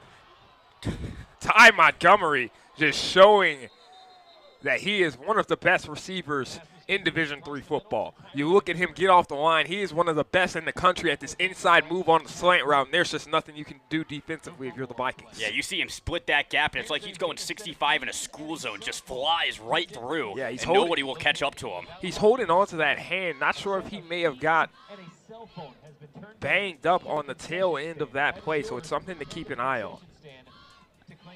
That's another chunk play for John Carroll. Really, they've been the only ones generating those chunk plays. The Vikings having to fight tooth and nail for every yard, but John Carroll has strung together a lot of big plays here today. Another one to get him inside the red zone here. 1st and 10 from the 20. Sempton-Felter hands it off. Good gain there of about 4 yards, able to push the pile forward. And what a turn of events as John Carroll looked like it was going to be a disaster for them after the muff punt. But then just the defensive ability of John Carroll to be able to absorb the sudden change, and Kenny Grobelsek forces the fumble, and Joe Thymans closed it out. Yeah, you can watch the Vikings fan ride the roller coaster of emotions of feeling like something's going your way to all of a sudden the ball is going back the other way, and you've lost almost all momentum you just gained back there on the special teams play as the handoff there for Nemo Jenkins gets stuffed for a loss of 2 yards. Good job there by the defensive line for the Vikings. Yeah, Nemo Jenkins really the focal point of this John Carroll run game throughout the season, but it's really been Climac and Newsom that have been effective, so we'll see if they try to feature him here near the red zone. Crowd trying to give some help here on 3rd down and long inside the red zone for John Carroll, looking to convert.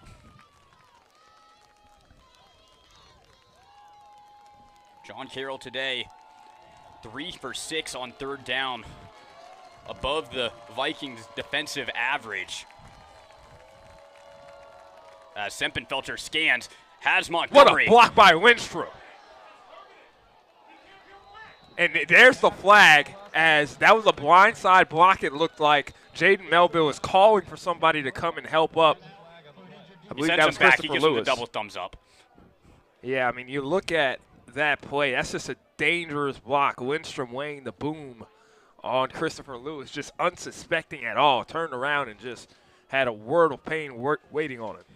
Yeah, those are the type of plays they're trying to take out of the game. Get rid of those blindside blocks. Like you said, you have no idea it's coming if you're Lewis. Like, although it's a great block and it makes the play, it's still a very dangerous play, as they'll take some time to talk about it. Lewis is walking around but has his helmet off. Yeah, so that's going to be 15 yards going the Vikings' way as the Blue Streaks will back up. But more importantly for the Blue Streaks, is Lindstrom going to be disqualified from this game after delivering that blow? Yeah, all targeting will be reviewed if that's what they call it. At the very least, it will be a blindside block. We'll get the call here. Personal foul. Illegal blindside block. So that's lucky for the Blue Streaks. That's all it is, as the Viking crowd gives a round of applause, but could have been much worse for John Carroll. I believe they're breathing a sigh of relief. Yeah, we'll take another look here at the replay. Watch number 2 in white there. Montgomery with the great catch, and then maybe not targeting, but just the shoulder into Lewis, unsuspecting. We'll back him up 15 yards. Yeah, it looked much worse than it was. You put it in slow motion, it looks more like Lindstrom was making a legal play just at the wrong time with Lewis's head turned the wrong way. Yeah, if he's 2 steps later there, that's a beautiful block and something you show on film the next morning. But instead, it'll back him up 15 yards in a 3rd down and very long here. Yeah, and Sempton-Felter has to be smart with the football on 3rd and 24. You're probably not going to get this first down. Just don't turn it over. As they'll get it out to Nemo Jenkins. And he's able to get back some of the yardage, but it won't be enough. And we'll see if the kicking unit comes out, and it looks like they will. Last week, their game versus Mountain Union kind of defined by the riding the roller coaster of their kicker there. Missed the first kick in overtime, but was able to redeem himself in the second overtime to put him ahead 10-7, and that would eventually be the final score. This one from about 44 yards. As the kick is up, it looks good, and it dings off the upright. Ding dong. As the Vikings catch a break there with some help from the penalty. Yeah, you got that ding-dong comment in, Derek, but will the witch be dead if the Vikings can go down and finally put some points on the board? Yeah, Colin Schuler catches a bad break there. You can see the uprights just start to sway with that one. And so the Vikings take over at the 26-yard line. And now you have to be careful. Yeah, it's Christian Lewis coming back out to play quarterback for the Vikings, and he just has to find that calmness that he's had throughout this season. It's what really has taken the Vikings to the next level, alongside with the addition of Andrew Hunter bringing an extra dimension to this offense, but he has to find his rhythm. Lewis all day in the pocket, as that's his third interception of the day. And that one was pretty bad. Yeah, there's just absolutely nothing there for Lewis. And at this point, I'd just like to see him tuck it and run. Pick up a couple of yards. At the very least, you save a possession and live to see another day. Instead, you're just putting the dagger inside of your own heart. Yeah, you heard Coach Konchesky talk about limiting the self-inflicted wounds there in that halftime interview. And there's nothing bigger than that right there. Just a tough break for the Vikings. You get a break on the field goal, get the ball back, and again, the first play, you turn it back over. Yeah, and he's starting to press a little bit, and that's the issue, is that he's not playing the game naturally. He's not letting things come to him. He is trying to force the issue alone, and he's just not able to find his rhythm. So John Carroll takes over. That one good for a loss of 2. Yeah, and as I said, coming into this game, I thought the Vikings are going to have to force a turnover defensively to win this football game. They got it in special teams, but gave it right back. And now I really do believe this Viking defense has to come up huge to try to flip the momentum of this game.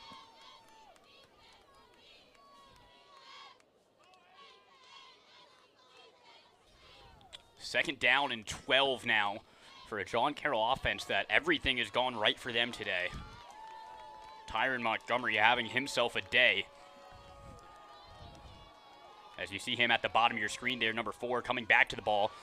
As it's instead going to be Sempton-Felter tucking it and gets back to the original line of scrimmage. It looks like the design was for a Montgomery screen pass, but the Vikings defense did a good job covering that one up. Yeah, Sempton-Felter not known as a runner, but he sure can use his legs as a last resort. He's got some speed once he gets to the outside there for John Carroll. 3rd down and 10. Yeah, and that's one where you're just happy to be back to the line of scrimmage originally. Make it 3rd down and 10. Take what you can get there. Smart play there by the quarterback for John Carroll. So a big 3rd down and 10 right past midfield. Sempton-Felter going to try to keep the drive alive for John Carroll and see if they can take advantage of another Vikings turnover. He's got some pressure. Michael Clark in the area. Brooks Thompson was the closest player to that ball, and it falls incomplete and will bring out the punt unit for John Carroll. Yeah, you see the Vikings getting back to their bread and butter a little bit here. They're going to bring the blitz. You're going to see Christopher Lewis coming right up the middle, and then Michael Clark able to emerge from the pile of humanity and forces a 4th down.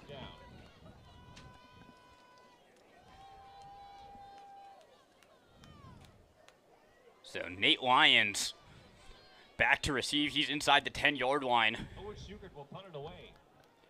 Shuckburg has already had a fantastic punt today, pinning the Vikings inside the 1-yard line on his last punt from around this area. This one looks like another good one. Lyons will let it bounce. And again, inside the 3-yard line. Wow, and again, Nate Lyons has really retreated away from the football in this one, and it's costed the Vikings a lot of field position. Now they'll be set up inside the 5 once again.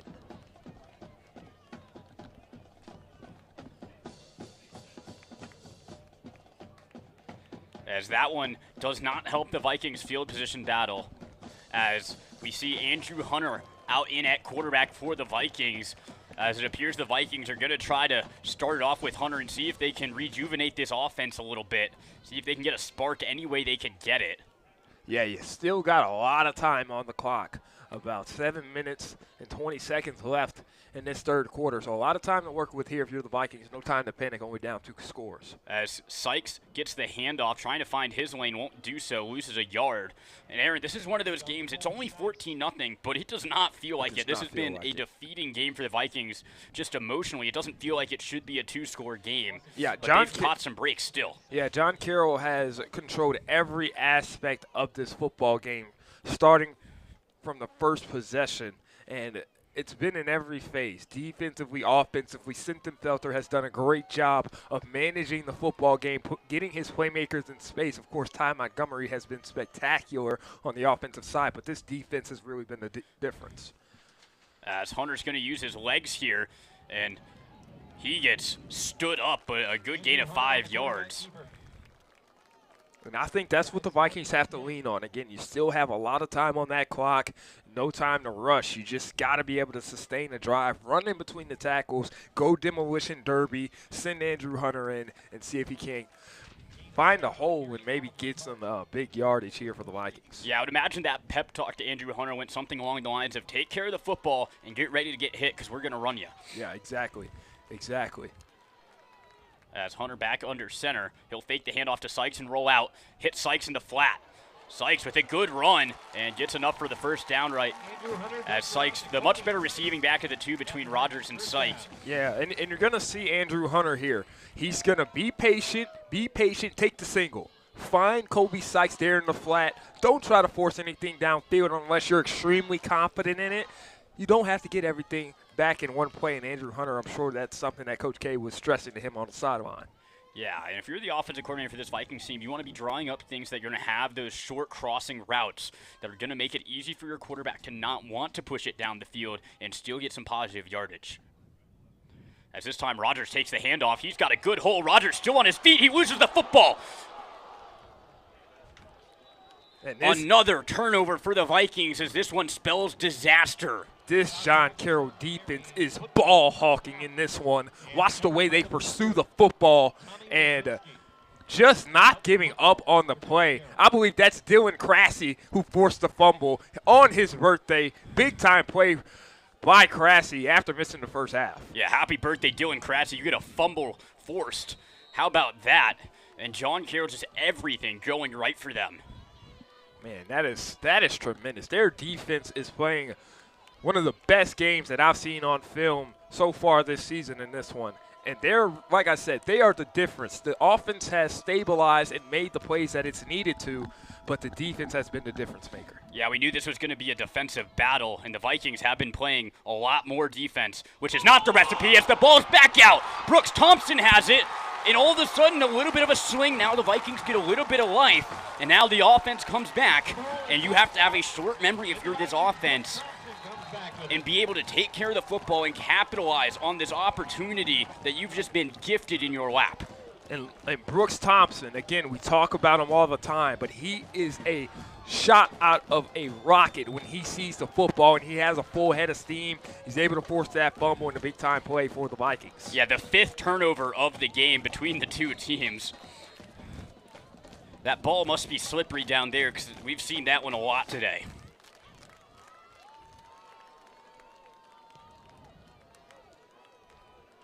Andrew Hunter will remain in the game for the Vikings. It looks like this might be a little bit more of a long-term choice for the Vikings to leave Hunter in.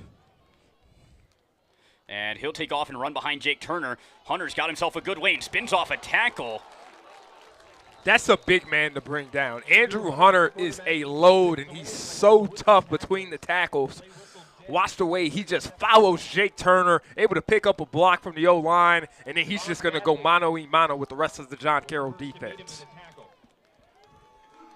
So some good positive yards for the Vikings. Yeah, and this is one of those drives where if you're Coach K, throw out all the X's and O's. Say, we've ridden you all season, Andrew Hunter. Go out there, run behind that everything offensive line, and go make something happen. Yeah, so we'll see what Hunter's got in store for us here. Dropping back to pass, looking down the field, has Kamari Smith, and it's picked off. Again, underthrown. Dylan Crassy coming up with 2 turnovers in about 9 minutes of play. Yeah, welcome to the second half of football. Dylan Crassy, you got to watch the first half, saw some turnovers happen, get maybe a little jealous, and come out and get 2 of your own.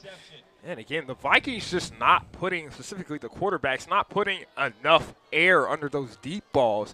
About everyone we've seen outside of that incomplete pass to Bryce Herring on the far side earlier in the first half has been underthrown.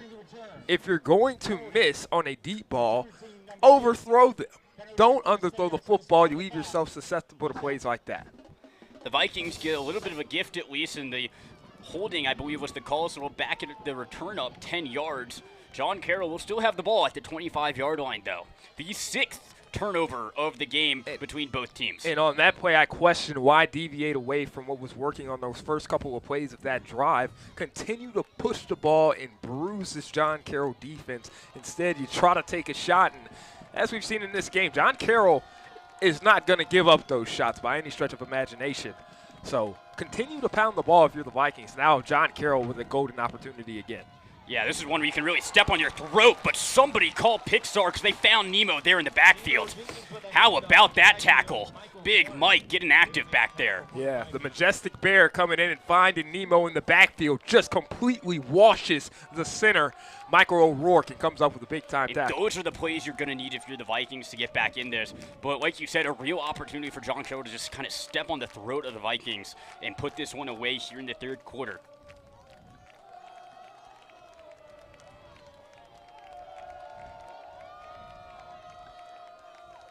Felter has played an outstanding game so far. He's still back there commanding, but his offensive line is going to back him up 5 extra yards there. And this Viking crowd not giving up on their team despite all the turnovers in this one. They are still fully behind and trying to galvanize this defense. The Vikings are going to take any help they can get at this point. They need something to go right for them here.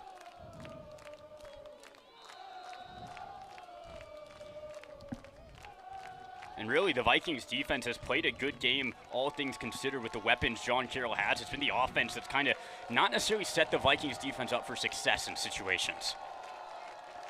And now the Vikings, they can't make any excuses defensively. You got to continue to put pressure on Felter. And Felter's just going to throw that one away. He had the tight end, Kenneth Rawls, in the areas to avoid the intentional grounding, but that one was in every way just throw it away and get it out of my hands.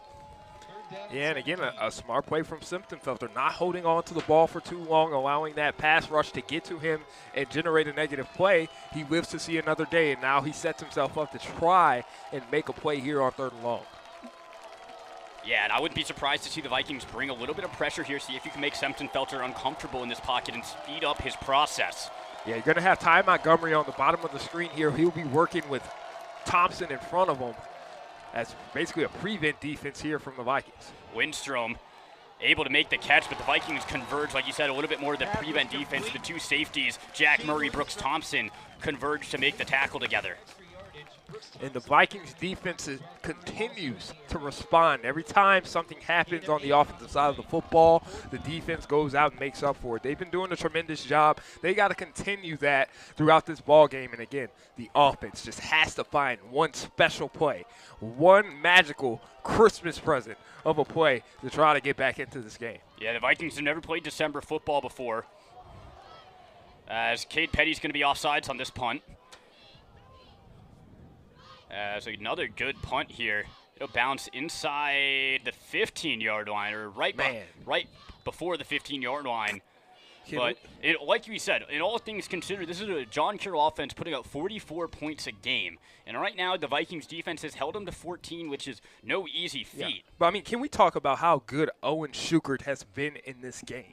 He is making his case to be MVP of this game. Exactly. He has put the Vikings in such tough situations. To try to start a drive against this good of a John Carroll defense is virtually impossible. And again, he'll start them without the best field position in the world.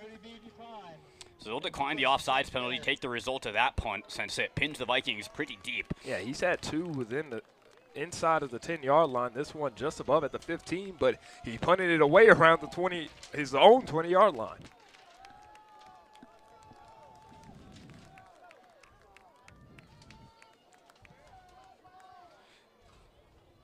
So this is the first possession that John Carroll just punted there. The first possession to not end in a turnover in the last 5 possessions between each team. Wow. So I think both teams maybe just a little relieved to see a punter back on the field. Exactly. This one has been almost a pinball effect, if you will. Turnover after turnover after turnover. Be nice to see the offense settle down. As a run for about 4 yards here. Josh Rogers on the carry. 6 turnovers this third quarter as we approach 2 minutes left to play between the two teams. It's like a Madden game. This is like a Madden game between two people that have never played Madden before. Or two people that play Madden all the time and know each other's tendencies. That too. Two elite defenses going back and forth right now. And right now it's the Vikings offense that's left behind struggling as Rodgers falls forward for a gain of 2, makes it 3rd down and 7. Yeah, and the pursuit of these linebackers has been tremendous in this game as well. I mean, you look at Mason Russ, he's the leading tackler on this linebacking core, but he's also supported by guys like Gino Blasini, Devon Bradley, Joe Bova, and Grobasleck, who's been having a huge game so far. Those guys work together so well to make it tough on running backs to find the lane. Yeah, like you said, Grobasek was the hero of last week, the game-sealing tackle at Mount Union with 7 on the day, and another monster game for him. As Hunter in trouble, getting out of the pocket. He's taking off and able to get the first down. A good heads-up play there by Hunter, just taking what the defense gives you. Exactly. When you're Andrew Hunter, you know how much speed you have. If you're able to step up in the pocket and you don't see many white jerseys out there, take off. Get yourself a first down. Live to see another day. As I continue to say with this Viking offense, they have to do that against this ball-hawking John Carroll defense. Yeah, and especially once you've seen a couple turnovers like this, you might be a little bit more aggressive going for that ball, trying to punch it out, seeing if you can jump a few extra routes, and that's all playing into the defensive mindset right now at John Carroll and maybe why they have a few of those turnovers. Yeah, this John Carroll defense is playing with supreme confidence in this one. Oh, there's another interception. Crassie jumps the screen pass. What a play there, loses his helmet. That may be one of the most athletic interceptions I have seen in a long time. Take another look at this. In under 15 minutes, Dylan Crassie has forced 3 turnovers as he skies for the interception. My goodness, what a play. That's what you call a film room interception right there. Crassie knew exactly what play the Vikings were running and was able to jump that route. That is about as incredible play you can make as a defensive back. Yeah, let's get one more look at it. Crassie, no hesitation, knew exactly what was happening. Exactly, and he just took off like a leopard jumping for his prey, and Andrew Hunter, the Gazelle, got eaten up on that one. Like you said, on your birthday, your third in under 15 minutes. In under 15 that minutes. Is ridiculous. Take a bow, Dylan Crassie. Hopefully somebody's got a cake waiting for him after the game, as guess who? Can't call it in. Almost another Tyron Montgomery touchdown. Or sorry, no, that's the tight end Kenneth Rawls. Jumping up for that one, couldn't make the play. Yeah, but a nice play call that time from the Blue Streaks, trying to take a shot after that sudden change. A pretty good ball that time from Simptonfelter, but again, he placed the ball in an area where either his receiver was going to come down with it or that ball was going to hit the ground. So, again, you take the opportunity, but don't put yourself in a position to throw an interception. As 14 seconds to go in this third quarter, Simptonfelter gifted some great field position by his defense. As a good run there. Another one. That's some yards after contact as John Carroll beginning to wear down this Vikings defense a little bit. Yeah, look at Cohen Climack this time. He takes the delayed handoff, follows blockers, able to absorb a hit from John Traverso. And now we'll go into the fourth quarter with John Carroll knocking on the door. Yeah, we'll throw it down to our sideline reporter, Jonah Hatchett. Jonah, what do you have for us? Student athletes have experienced betting-related harassment. Well, thanks, guys. You know, once again, the story of this game has truly been the turnovers, with these teams combining for 7 in the first 3 quarters. Barry leads with 6 of those 7. A truly unprecedented turn of events.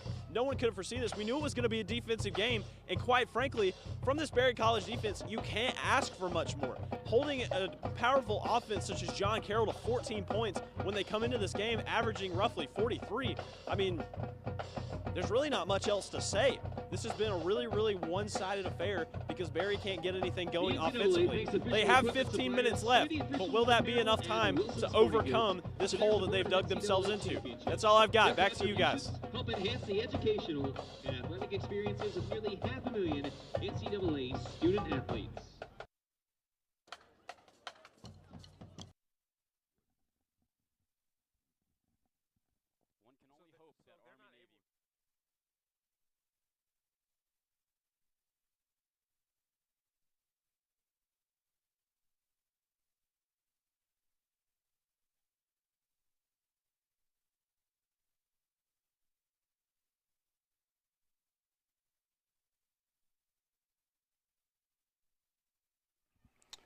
Coming back for the fourth quarter of action here. Despite all the madness and all the turnovers of that corner, it still remains 14-0. John Carroll up 2 scores, but knocking on the door looking for a third. Moten in the game at quarterback here for John Carroll, and he'll run it. Moten's got a convoy ahead of him and lays down his shoulder. I think it's going to be good for a first down. You could still, or no, it'll be short of the first down. They can pick up a first down without scoring on the 2-yard line. A nice job by Moten finding the holding on to that football as he took a big hit on the way to the ground. In the other game, North Central and Bethel underway. North Central up early in that one. The winner of those 2 games will play in the semifinals of this tournament as Moten remains in the game, the only one in the backfield. 4 wide receivers out to the left of him as one motions across. He'll follow the tight end where the block as John Carroll can't set the edge, and they'll lose 3 yards on that one. The Vikings defense bending but not breaking. How about that Viking defense, recognizing the smoke and mirrors at the top of your screen with that 4 wide receiver set, and then able to flow out to the football and take down Moten. A nice job by Drayshawn Stevens. He's had a couple of big plays in this one. Loss of 3. 3rd down and 6. So 3rd down, like I said, the first down at the 2-yard line. You don't need the goal line. You just need the 2-yard line if you're John Carroll. But they certainly wouldn't complain about another touchdown here. Watch out for Ty Montgomery, top of your screen, number 4. He's working on Aaron Horton, number 10 for the Vikings. It's Jenkins in the backfield. Sempenfelter looking that way. Thought he had Montgomery for a second. He's still looking. Has a man in the end zone. It's the tight end, Kenneth Rawls, as he breaks out the dance moves to put the John Carroll Blue Streaks up by 3 scores now. Take a look here. Yeah, watch just the ability of Sempenfelter to get outside of the pocket, keep his eyes to the center of the field, and deliver a strike to Rawls. That's textbook play. And again, we talked about their chemistry, having played together since high school. You see it there because Rawls knew exactly where to settle in that zone. He almost looked like Travis Kelce settling into the middle of the zone, finding himself wide open. You say the chemistry really becomes a factor when you're in those scramble situations, out working out a system perhaps. And like you said, just so evident there, the way that those two were able to work together. Yeah, another key to the game for this Viking defense I had. As we'll take a look here, building towards the Stag Bowl, like we said, the winner of these 2 teams, or of this game, will play the winner of North Central and Bethel happening right now, but all roads lead to Canton, Ohio. And for John Carroll, if you can get to the Stag Bowl, that's basically a home game for you, less than an hour away from your campus, and something that they certainly would love to be in. And again, like I said, going into this game, one of the keys for this Viking defense was making John Carroll play left-handed. But John Carroll has proven that they may be a little bit ambidextrous in this one, as they have had no problems carving up the defense of the Vikings, even with the pressure that they've been able to generate. As Climac has had a fantastic game for John Carroll, and really, I think what the Vikings are most worried about, rightfully so, Tyron Montgomery, and we saw that in the first quarter, and then they went away from that a little bit and ran the ball exactly how they wanted to. Really just an impressive show here by the Blue Streaks. Yeah, and like you said, Climac has been the difference in this one. And he's just a freshman, 5'9" freshman from Streetsboro, Ohio. He's maybe been the MVP on offense. As Warrington flies forward past the 30-yard line.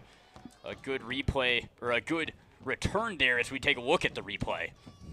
Able to field that one on the run and try to hit that gap and gain a few extra yards for the Vikings. As the Vikings offense back onto the field, led by Andrew Hunter. We'll see what they have in store for us this time.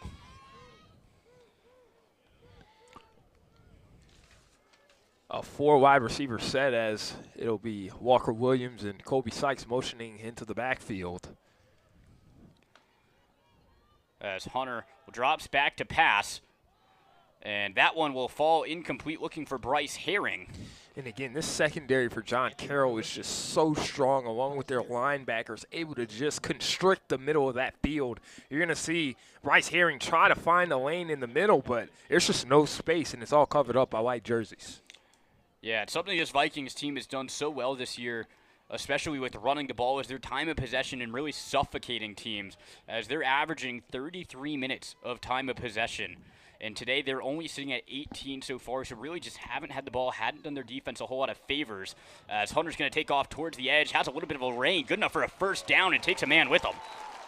Yeah, and you just have to continue to do that if you're Andrew Hunter. Try to get your team down, get a quick score, and then see if your defense can come out and get another stop. But, again, Andrew Hunter, he has to be the guy in the last 12 minutes and 55 seconds. Yeah, we're going to need some heroics. The Vikings are going to need some heroics by somebody in this last 12 minutes. Hunter seems to be the obvious candidate, and the Vikings are going to have to burn an early timeout here in the fourth quarter. I'm not quite sure why. There's 12:45 left. You're down by 3 scores, and now you only have 2 timeouts. That one's a tough one to swallow. Yeah, but also on the other side of that, Coach Konchesky cannot afford for another miscue. Another miscue would be good night, Irene, to the Berry College Vikings. They have to make sure that every single play is methodical, organized, and ready to go. So not necessarily the worst thing in the world. Try to preserve that play, preserve that first down, and try to maybe push the ball down the field here. Vikings have not had a whole lot of success pushing the ball down the field, so trying to make sure that one gets buttoned up. 5 interceptions on the day for the Vikings, a season high by a wide margin. 3 turnovers forced by Dylan Crassie. I can't get over that. Like we said, he's played less than half of this game, and has more turnovers. He has more turnovers than the Vikings combined. Exactly. So he's just come in with the fire in his eyes, and again, on his birthday, couldn't write it any better. Yeah, that third quarter turned into the turnover bowl. 9 turnovers as that one complete to Lyon. Yeah, Crassie on the tackle that time. Looked like he might have been scraping for that ball again. He is hungry for another one. You know what happens once you feed them once, they're always going to come back for more, and that's what we were saying earlier. Once you get that first taste of turnover, you just want even more, and you're going to keep scratching for it. Scratching for it. Yeah. Yeah, again, Crassie has been outstanding as a ball hawk in this one, and the Vikings just going to have to try to find something, and that might do it as, again, Josh Rogers just continues to spin and spin and spin like a ballerina. Yeah, Josh Rogers able to gain so much speed from that spin move, just faster than a twister, takes your socks off, gets through the defense, and keeps going and pick up some extra yards.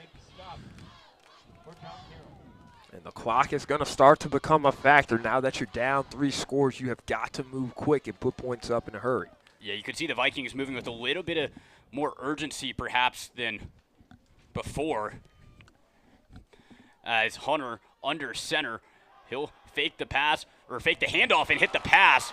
Gray trying to say he hung on. John Carroll saying that they didn't.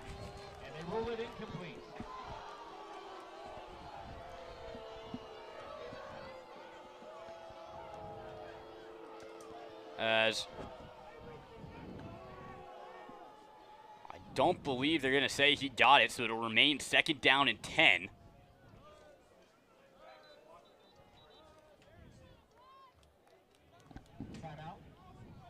And it looks like John Carroll's going to take a timeout here, and we're going to take a break as well. And we'll be right back for the last bit of action here.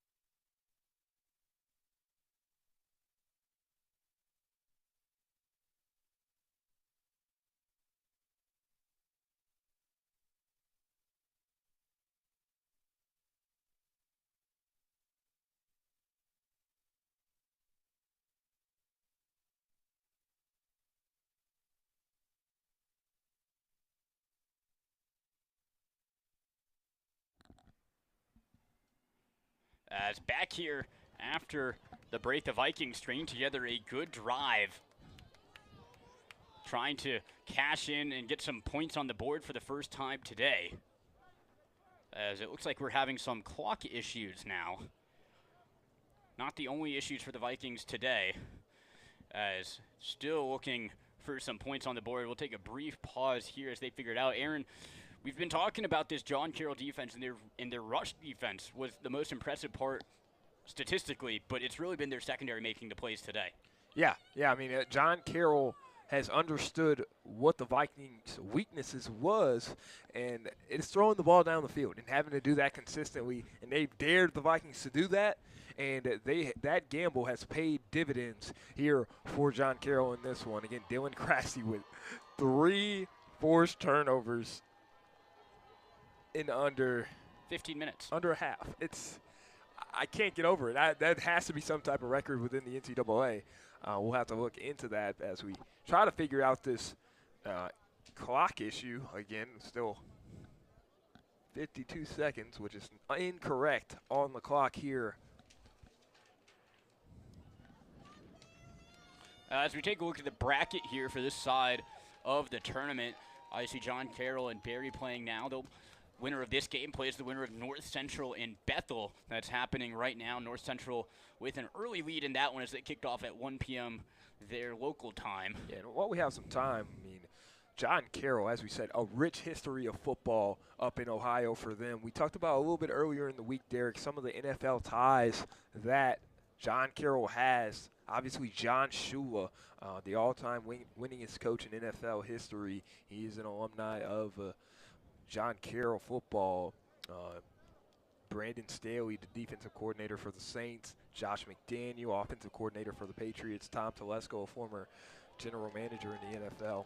So this program is illustrious, and they are proud of their football program, and they are showing that pride today at Valhalla. Yeah, like we kind of talked about in the intro, John Carroll, the team with the more history here, 105 years of playing football. The Vikings have only had a program since 2011, but since that time, they've won 6 conference championships and had enormous success down here in Georgia. Just 2 very different programs squaring off for the first time today. This is the Blue Streaks' first time in Georgia as well, looking to remain undefeated in the state. As Hunter looks to throw, has Nate Lyons. Or sorry, that's Eli Warrington coming back for the catch. Short of the first down, still by about half a yard.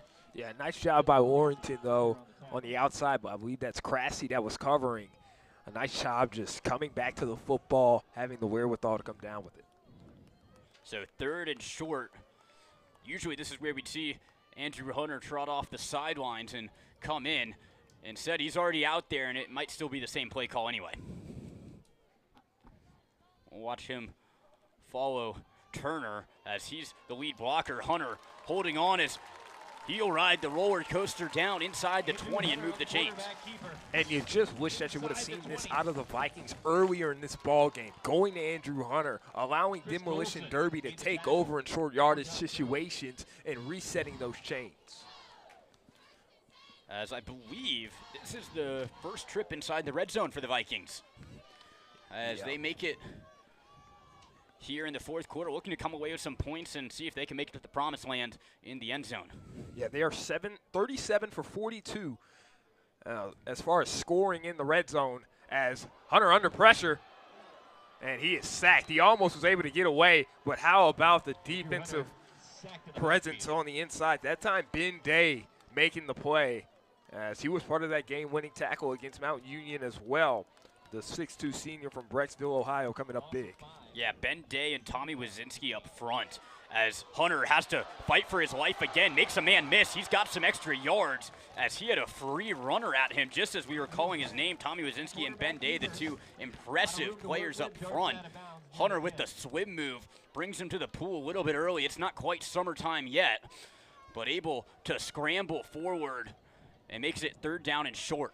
Yeah, that's just a big-time pocket presence from Andrew Hunter on that one, as we're going to see Jay Kanazawa into the ball game for the Vikings. It's the 3rd-string quarterback. He's been inserted in a lot of situations where the Vikings needed a short yardage gain. He's in a big spot here. As Kanazawa will take off, he also a capable runner, and it looks like he'll have enough for the first down. Able to push the pile. A good run there by Kanazawa. Yeah, now it'll be Andrew Hunter back into the game. Not sure if his helmet may have came off on that last play as to why he was taken out, but he is back in for the Vikings with the first and goal. Yeah, that was interesting, especially since him and Kanazawa have a very similar skill set in terms of what they're good at, those design quarterback runs and draws.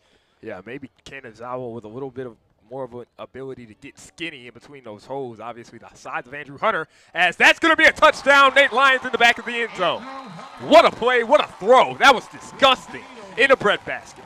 The anticipation by Hunter. He released that one before Lyons even made his break, but maybe the best placed ball we've seen by the Vikings all day, as Lyons able to come down with it, and the Vikings have some life. And how about that anticipation? As you said, Andrew Hunter knew exactly where he wanted to go. He saw that Nate Lyons had the advantage and went straight to the outstretched arms of him.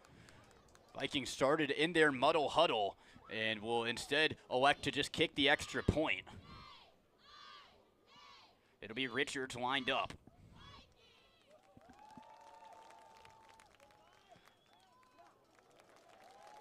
And the kick is up, and conflicting signals from the officials. One said no good, one said good, and it looks like the final verdict is no good. Yeah, Nate Lyons looks to be shaken up. Not sure if that happened on this extra point play or on the touchdown, but something to keep an eye on. And the Vikings still trailing by 15, but some life here for the home team. Yeah, that was interesting. I haven't seen each official give different signals there at the bottom of the goalpost, but the ball was on the side of the official that said no good, so probably had the better view of it. And Richards couldn't convert on the extra point, the all-conference kicker for the Vikings. Yeah, I can't say I've ever seen that one before. Normally the two officials under the goalpost will look at each other for a second, make sure everything's on the same page, but that time, like you said, conflicting signals. Almost the Vikings could have made a case that it was 50-50, and tie goes to the runner, tie goes to the kicker, but instead it's a 21-6 ball game. John Carroll trying to nurse this lead. On the bright side, the Vikings do have plenty of two-point conversions that we've seen throughout the year, so not the worst thing in the world. Yeah, Vikings just happy to have points on the board right now. And I really believe this defense has to come up with an astronomical play to turn this game on its head on this possession if the Vikings hope to come back. But they'll have to deal with a daily dose of Climac as he continues to be a factor in every phase of this game. This time he gets it done in the kick return game. Yeah, big pile of special teams players on both sides gathered for that one. As John Carroll trying to advance to the Final Four. This year was their first year in the NCAA after they left the OAC, where they faced off yearly versus Mount Union, and some were laughing at the irony of them having to meet early on in the bracket there, as some claiming that John Carroll is trying to get away from Mount Union, but able to make their case there that that's not at all what they were trying to do. As you heard Coach Bremen explained it earlier this week on what really went into the decision and why it was the best decision for their program, and was able to back it up this week. How about Michael Clark? My goodness, all the way through, and the Vikings finish it off. Wow, the Majestic Bear getting majestic on that one. Yeah, Clark left a trail of carnage behind him when he made it to the quarterback. He's playing with a little bit of aggression this time. Not sure if that's pointed towards the John Carroll offense or the Berry offense, considering how many turnovers they've had throughout this game. But either way, Michael Clark with a huge play. As Clark just bulldozed the offensive lineman into Semptenfelter. Yeah, they've got to continue to do that on every single play. They've got to win every matchup to try to get back in this one. As they'll dump it off short to Montgomery, as we know he has some moves on him. He'll be still before the original line of scrimmage, brings down 3rd down and 11. If the Vikings can come up with a stop here, that would be huge to get their offense back on the field. The Vikings have married themselves to that zone defense with safety help over the top, but you're going to leave yourself susceptible to those crossing routes across your face. But nice pursuit that time by the Vikings to set up still a 3rd and long. And again, the Vikings have to take this one play at a time, and if you're Semptenfelter, how do you respond in this situation? 3rd and long, backed up in your own territory. This is where the senior quarterback has to make a big play. Yeah, take a look at Brooks Thompson and Cade Petty lined up at the bottom of the screen, bringing pressure. Carver Cole in on the action now, but down the field, Montgomery continue to making his money. And Montgomery is just unbelievable as he celebrates the first down yardage. He just settled in, and that's really the throw of Simptonfelter that created that play. It wasn't necessarily the best route that we've seen from Montgomery, but the ability of Simptonfelter to put the ball on the money into the hands of his best player, it's been instrumental in this ball game. Tyron Montgomery, the sole member for John Carroll of the Century Club, 100 receptions this year, and has well eclipsed that mark in today's game. Came in with 100, and now is at least up to 110. As he's been the problem for the Vikings, he'll go in motion across the formation. It'll instead be a handoff to Jenkins. Jenkins run with a little bit of purpose there. Goes forward for about 5 yards. Yeah, and John Carroll loves these delayed handoffs where they'll fake a jet sweep to the wide receiver and then go to their running back in an inside zone look. And it's paid dividends so far in this one, but the Vikings able to keep that one to just a 4-yard gain. 2nd down and 6 for John Carroll as they will look to bleed this clock down as far as it'll go. Some more pre-snap movement here for the Blue Streaks. Yeah, 5 minutes and 42 seconds left on the clock here for Simptonfelter. He knows it, and he's going to manage the game as best as he can to bleed that time. Yeah, this is where you really are advantaged in having a veteran leader at quarterback who understands the situation and understands what needs to happen. Take those short completions like he just saw to Lindstrom, get some guaranteed yardage, and keep the clock moving. And how about Lindstrom? He doesn't have the biggest frame at all on this field, but he's able to box out Vikings and commit himself to that ball in the flat. Nice job. Yeah, that was a great job catching away from the body, too. You saw him go out and meet that ball with his hands and then be strong enough to hold on as he's brought down. Just an overall, just great textbook, fundamental play there by Lindstrom. As Montgomery not on the field for this snap. Got to be thinking that John Carroll's going to hand it off. And it will be another handoff. Vikings able to sniff it out and bring down, I believe that was Jenkins again.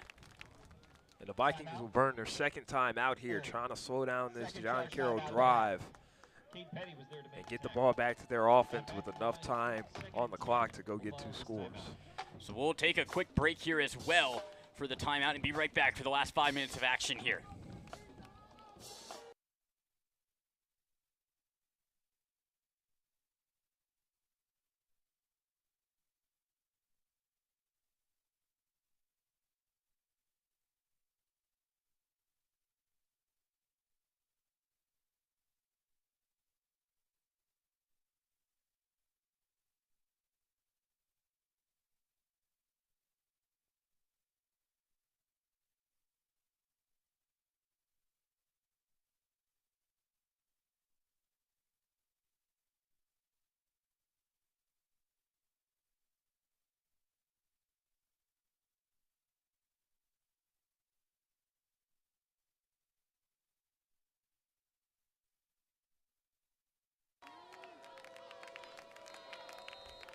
Back after the timeout here. Vikings able to give their guys a little bit of a breather here as John Carroll trying to bleed out the clock. It'll be another handoff to Jenkins, who will stumble forward for a gain of about 2 yards to make it 3rd down and 6. Vikings trying to get off the field and preserve this clock a little bit. They're going to have to move fast. Last week we saw Trinity almost in the same exact situation, get a stop, go down and score, and then execute maybe the best onside kick I've ever seen and have a chance to win the game. That's exactly the blueprint the Vikings are going to have to draw from here as they call another timeout with 4:34 left. That is their last timeout of the game, as they'll look to draw up something good for this 3rd down and get the Blue Streaks off the field.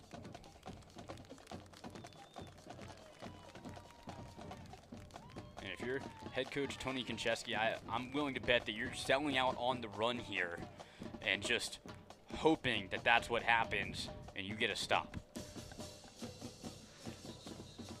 Yeah, but when the Vikings key on that run and put all their chickens in one basket, you allow for a guy like Ty Montgomery to get behind the defense, and that's ball game. So you have to be aware of number 4. Wherever he lines up, he'll be in the slot. That's where they love to get him the football. So keep your eyes on that throughout this play with Simptonfelter. It'll be Stephen Pickett on Montgomery. You just have to find a way, maybe drop an extra defender into coverage and make Simptonfelter go somewhere else. As Pickett, with his best play of the day, breaks up that one. A timely play from Stephen Pickett. A beautiful break on the ball as we'll take another look. Yeah, he knows he's matched up one-on-one, knows he's on an island as the Vikings bring pressure, and that time he read it beautifully. Nice job from Stephen Pickett. On this punt, I wouldn't mind Nate Lyons being a little more aggressive with this one. We've seen him let a couple bounce, but this is not the time for that. Yeah, I mean, if I'm the special teams coordinator, I am telling Nate Lyons, come to the football. If you can't return it, fair catch it, we'll start from wherever, but not the 1-yard line. A high snap handled by the punter, and this time Lyons will call for the fair catch and settle under it, but an excellent handle there by Owen Schuckberg to haul in that snap in what could have been disastrous. Once again, making his case for MVP of this game. Yeah, Schuckberg, he just continues to pin the Vikings back. And again, against a defense of this caliber, it's really tough to overcome bad field position on every single play. And well, I tell you, he has had himself a day. The AFCA All-State Good Works team member, again, we mentioned earlier in the broadcast, he is their good neighbor. And so the Vikings will have to move quickly here. No timeouts, 4:22 left to play, and you still need 2 scores plus a 2-point conversion. As Rogers starts out at receiver, instead he'll motion back into the backfield. Hunter at quarterback still for the Vikings. Lions going in motion. You'll come right back to the top of your screen. As that one misses the mark for Brendan Gray. And it just seems like defensively, John Carroll is settling into their zone so well. On the other side of the ball, it seems like the Vikings zone defense is chasing these John Carroll receivers all across the board. But on this side of the ball, it's like John Carroll is saying, hey, I'm waiting on you to come to me. And that's really been the difference in the Vikings' lack of a pass game. Yeah, it's just been missing their mark kind of consistently today, as they'll hand it off to Rogers, see if they can spark anything at a gain of 4, and it keeps the clock running. And you got to continue to go quick. This is a virtual 2-minute drill, pretty much trying to split this between these 2 minutes and the final 2 minutes, as we'll get the 2-minute timeout in a couple ticks, as Nate Lyons is short. Lions will move the chains, actually. They'll say he got enough. Lions still limping around a little bit after that last touchdown. Lions will stay on the field here. Yeah, Lions. You know the senior is going to give it everything he's got here for the last 3.5 minutes. As that one looking for Kamari Smith, but broken up. A good defensive play there by, I believe it was Hugh Nagel in coverage. Yeah, Huffnagel almost able to get to that one as well. Beautiful coverage and break on the ball. Walled off the receiver as Kamari Smith had no chance on that one. The bright side for the Vikings, it stops the clock and gives them a little bit of time to take their breath. Lions off the field now for the Vikings, getting looked at. Hunter has some time in the pocket, looking for Colby Sykes streaking across the middle, who hauls it in. Colby Sykes, the running back, showing off his receiving skills. As a down player for John Carroll, I believe it's Chris Golson, who I believe got tangled up. Somebody rolled up onto him, as we'll step away for a second as he gets treated too. And be right back.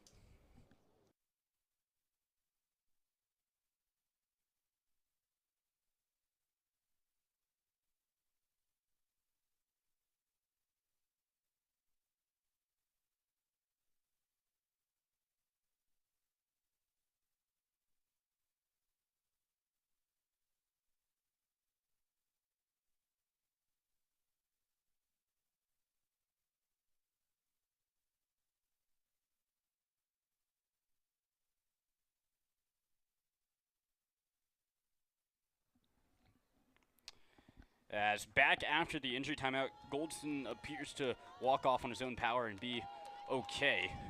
Always good to see, as the Vikings have first down here with Andrew Hunter still in at quarterback.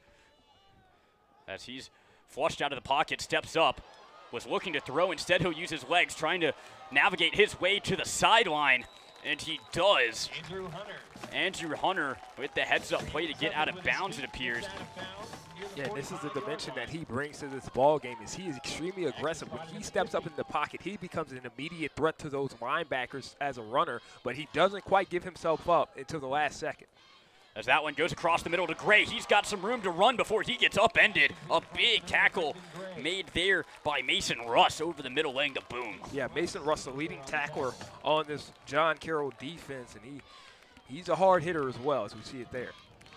Hunter trying to move his team down as Rogers couldn't haul it in off the fingertips. Hunter overthrew him just a little bit, and it'll stop the clock for the Vikings offense. 2nd down and 10 now as they make their way into John Carroll territory. Yeah, when you get into crunch time, everybody becomes a receiver. Even if you're a running back, Josh Rogers just a little bit too high for him that time. As Hunter awaits the play call here in the huddle. As we're going to get Silas Risper into the game at receiver, he'll replace Brendan Gray. Yeah, the Vikings have excellent depth at receiver. You can see Gray there at the front of the sideline taking a knee. I think he's just kind of gassed, as Lyons couldn't quite get himself to that when it falls through the arms. And you know that's one that he's going to want back again. There's been plenty of those plays between all the Vikings today. Yeah, so Brendan Gray and Colby Sykes going to be off for this 3rd down play. It'll be up to Cam Coleman and Silas Risper and try to make a play here for the Vikings. Nate Lyons out there as well with Kamari Smith at the bottom of your screen. 2:38 left to play in this 4th quarter. The Vikings trying to pull off the comeback. They'll run it with Rogers. He's got a gap, stays on his feet. It'll be a 1st down inside the red zone. It looked like Rogers might have almost been able to split through that last gap and make it to the end zone, but still a good run there by the senior. Yeah, nice job by him exploiting that hole, but John Carroll is just so sound when Josh Rogers is able to get to the 2nd level. Normally, he sees daylight. He is not in this game. As Hunter looking down the field, head top, Chris Coleman. Cam Coleman goes up, climbs the ladder, and comes down with it. And then he gets the penalty. That's a beautiful job by Cam Coleman going up and high pointing that ball. He finally was able to get one that led him into the end zone instead of being behind him, able to come down with a play and had something to say after it, so the Vikings will fall victim to the unsportsmanlike penalty. I'm sure it was nothing but words of encouragement. Yeah, and the initial official that saw it was going to give Coleman the benefit of the doubt, but that back judge probably had a better view of it and unleashed the dirty laundry. Yeah, Cam Coleman was definitely guilty of that one. He didn't hide it well. And that's problematic for the Vikings as well, because it'll back up the 2-point conversion likely. The result of the play is a touchdown. After the play was over, unsportsmanlike conduct. Well, if it's after the play, it should be assessed on the kickoff. So it shouldn't affect this 2-point attempt from the Vikings, but they will send out Trey Richards and have it come down to the very last possession if they're able to get the ball back and score. And the good news for the Vikings as well is that it's still before the 2-minute warning, so you have one more clock stoppage. If you can recover the onside kick, that's for sure about to happen here as they're out of timeouts, no way to stop the clock as Richards lines up for a crucial kick and is able to punch this one through. The consensus is the same, and it's good for the officials at the bottom of the goalpost this time, and the Vikings down but not out of this one. They find themselves trailing by 8. They need an onside kick, and they need some points. Yeah, so with that 2-minute timeout, we will see if the Vikings elect to go for that onside kick on the front end of it, or do they kick it deep and hope that they can stop the clock with the 2-minute timeout if this play doesn't go 7 seconds. That way you have a built-in timeout on 1st down. If you're able to get that stop, then you just got to put all your effort into getting that stop on 2nd and 3rd down. Yeah, it looks like Hans' team is going out for the Vikings. I'm not sure the 2-minute warning is enough to stop the clock in general for the Vikings, so they're going to have to kick it here. And it will be Miles Hamby, the onside specialist for the Vikings, going out to kick, as well with anybody who's ever caught a pass for this Vikings offense. Yeah, and you got to believe that John Carroll's going to bring out their best guys. Kenny Rawls is out there alongside, guess who? Tyron Montgomery right Yeah, we know behind the him. hands on him. Yeah. Cade Petty out there for the Vikings as well, a linebacker who is, I'm going to guess, going to be the wrecking ball of this crew. As we'll see what chaos has in store for us here. A squib kick. Petty is the wrecking ball. The Vikings might have had it, but I'm not sure John Carroll touched it. Now, that is going to be the question. Was that ball touched There's a flag on the play. on that initial? The flag is down, which I believe indicates illegal touching. I'm not sure the ball made it far enough for the Vikings. Now, was it touched by a blue streak on that collision that happened? I'm not sure if the ball caught any part of his body. It looks like he might have touched it. It did careen backwards, so it either hit the back of the Viking who delivered the hit, or it hit the hand of that John Carroll hands team member, and this would be Viking ball. As we'll take one more look at it. And, Aaron, do I get any bonus points for calling that Cade Petty was going to be the wrecking ball as he goes flying in? As we'll get another look at it, we'll see if it slows down here for us as that ball looks like it actually hit the back of Cade Petty. Yeah, I'm not sure about that one. Yeah, not quite sure if we can get another look at it. It's just such a tough angle to see. As they're spending a long time talking about this. And I'm not sure, because the Vikings are out of timeouts, if they can challenge this. As Petty, it's almost instantaneous the way Petty hits him and the ball goes flying back. The ball sure didn't fly back off of nothing. Yeah, Petty tried to get off the field real quick. Real quick like to get away from that ball. Petty has been under the microscope of multiple targeting calls throughout his career and would like to avoid one last one here. But it looks like, based off the reaction of John Carroll's sideline, that it's going to go to the Blue Streaks. I would love to hear the ruling on the field from the lead official as he will. Oh, asking you shall receive. We'll take a listen. Ruling on the field is that the ball was illegally touched by the kicking team at the 29-yard line.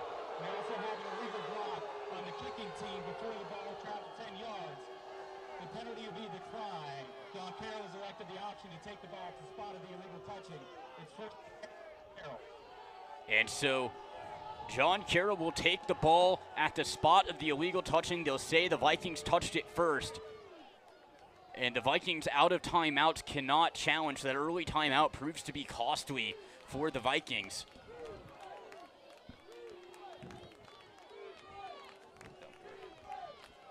As the Vikings defense needs something short of a miracle here.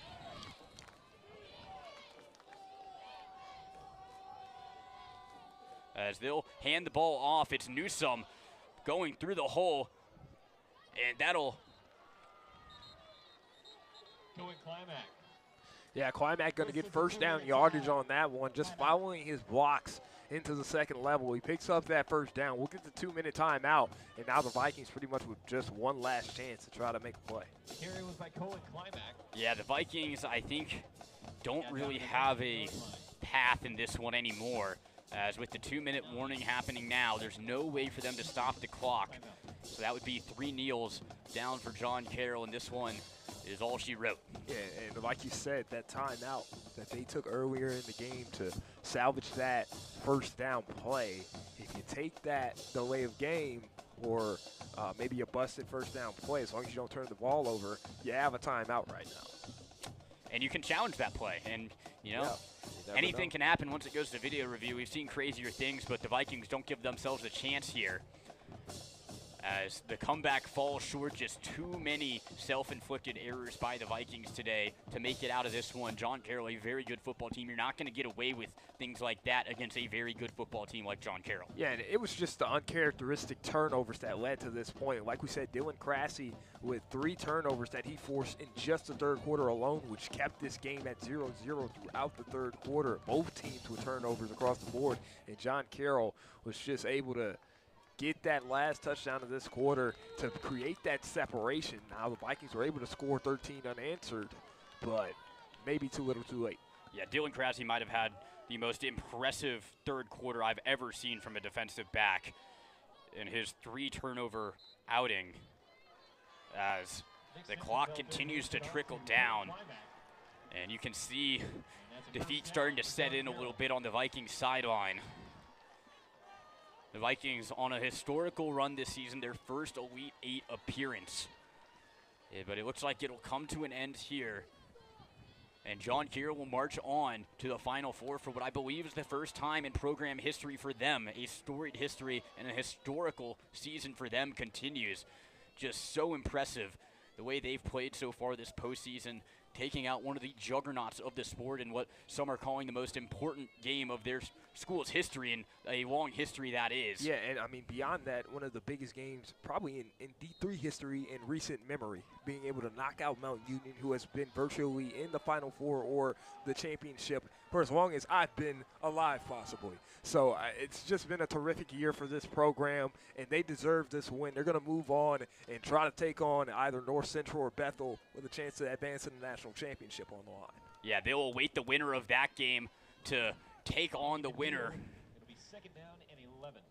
As one more knee down should do this after this clock gets below 40 seconds, and that'll seal them. John Carroll, for the first time in Georgia, wins a football game, and will do so in a convincing fashion as they continue to march on in these playoffs, as the Viking season comes to an end here. A historical season for both teams, but only one could advance, and it will be John Carroll today as they take down the Vikings 21-13 today in an absolute thriller, everything you could have asked for in a football game. Yeah, and I mean, it was just a test of wills. With all those turnovers in the third quarter, who was going to come out and strike first? John Carroll did, and that's the difference in this ball game. Again, the Vikings have nothing to hold their head about. They fought to get to this point, just ran into a tough day. John Carroll had a really good day, and this is the result. Yeah, player of the game's got to be Tyron Montgomery. He was the real difference maker early on, providing a spark for that John Carroll team. He'll finish today with 9 receptions for 126 yards along a 41. Just absolute dominance through the air. As you see the final score there. Septemfelter again with 256 yards, 2 touchdowns on 20 of 28. He was phenomenal as well. And then you look at Climac. That's the last guy in the backfield that we thought we would be calling his name over and over again, but he was such a spark plug for this John Carroll offense. And then we got to talk about the punter a little bit. We talked about Dylan Crassie defensively, but how about just the ability of John Carroll to put their defense in a good position defensively? Owen Shukert was phenomenal, providing real estate. Absolutely. Just want to thank you guys for joining us here today in our last broadcast of the year here at Mount Berry, Georgia, for the Division III quarterfinals here at Valhalla Stadium. Derek Black, Aaron Urson, so happy to have you guys with us today, and thank you very much.